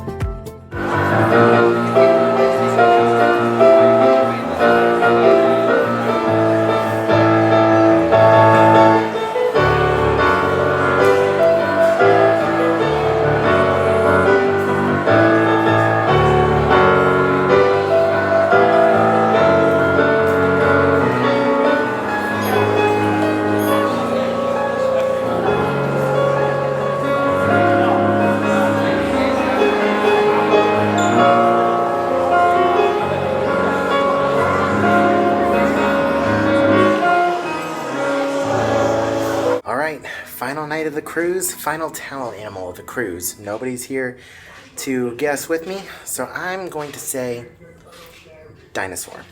I'm going to say dinosaur. Final night, gotta be a dinosaur, right? Right? Let's see. Let's turn on all the lights. Let's come on in here. Yeah. Let's see. Hey, Jimmy. Let's go ahead and mute you. I love you. But shut up. Alright, let's see. Alright, what is the towel animal? It's a stingray! Oh my gosh, I love that. Look at that, the towel has the tail as well with the sunglasses. That is perfect. Alright guys, well, that time has unfortunately come.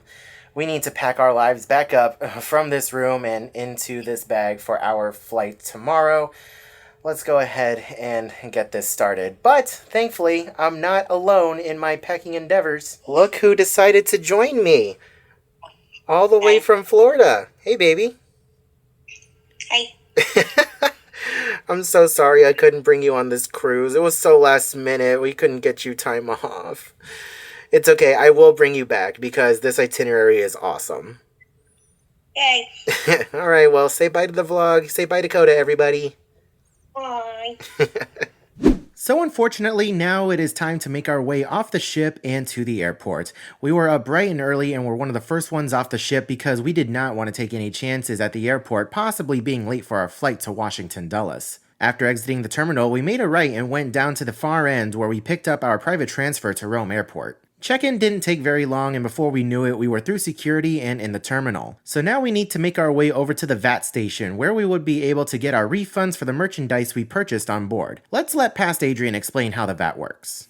Okay, so while this is all still fresh in my mind, let me go ahead and give you a basic rundown of the VAT because it is very complicated, but I hope my explanation is able to simplify it. So basically, when you are sailing through the European Union, you are subject to a value-added tax, or a VAT tax. And the way it works is you can only get a refund for those purchases if you spend more than $80. So that's definitely something to keep in mind if you are looking to purchase any merchandise from the gift shops on board any of the Disney ships that might be going to Europe.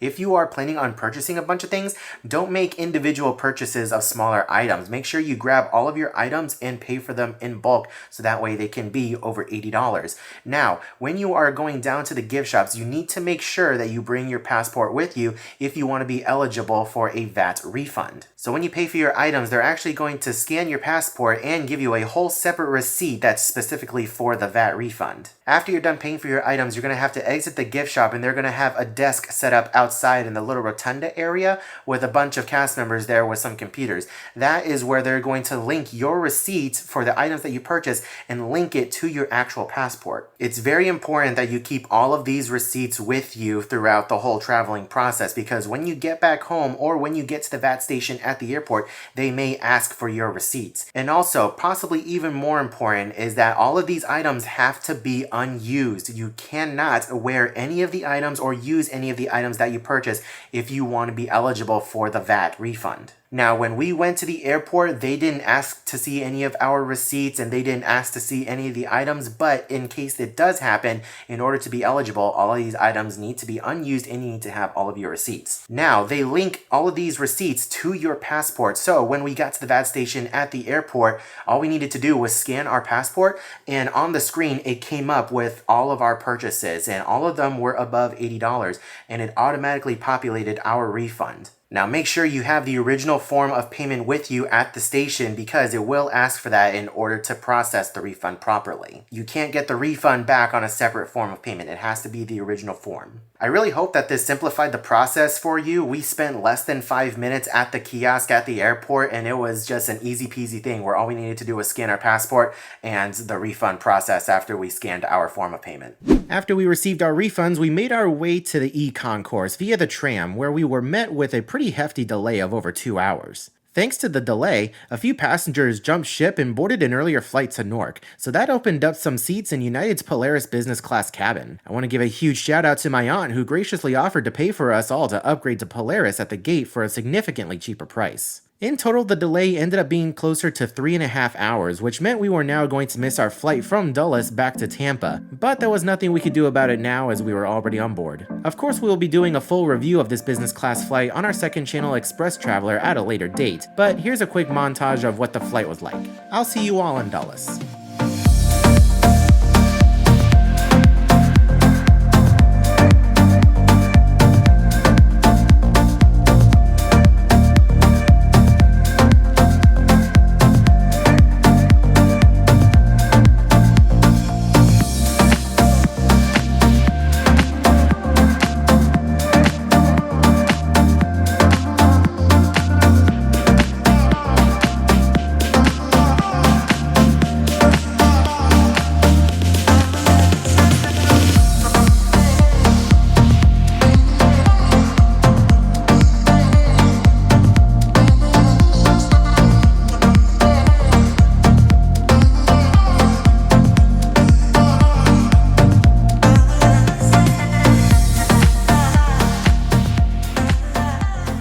So the purpose for the delay was because the inbound flight to Rome couldn't take off from Dulles due to severe weather in the area, and coming into Dulles we were at risk for the same kind of weather. Thankfully we landed safely and were able to rebook ourselves on a much later flight to Orlando instead of Tampa. It was either go to Orlando at almost 11 p.m. or we spend the night in Dulles. At this point we just wanted to be back home, so we made the quick hop over to Orlando where my dad and Coda picked us up and brought my mom and I back home. And with that, guys, I'm back home. The trip is over, and I honestly can't believe I had the opportunity to take this super last-minute cruise to Europe. This was an absolute dream come true, and I definitely 100% know that I'm going to be doing it again because I have to bring Coda with me next time I go. This was a fantastic experience, and it definitely opened my eyes to a whole new side of cruising. Just like Alaska opened my eyes to a whole new side of cruising, Europe opened my eyes and did the same exact thing. I cannot wait to go back, and I can't wait to try so many other different itineraries. There are so many possibilities out there when it comes to European cruising. cruising, and I'm just dying to get back. This was a very exhausting cruise. I know I touched on this in the last video, and I definitely wouldn't recommend it for everybody, but if you're able to be active and you have a desire to go out and walk and explore, then this style of cruise is definitely for you. I am planning on making a separate video in the near future of things that I wish I knew before going on a European cruise, so if you guys are interested in a video of that style, then let me know in the comment section below and leave a like on this one, because I'll gauge how much I fast-track that video based on the responses in the comment section below. Before we end things off though, I do want to announce the giveaway winner for the Embarkation Day video. If you guys remember, I did mention that we were going to be giving away all of the Castaway Club stuff that I got in the room, and we finally have a winner.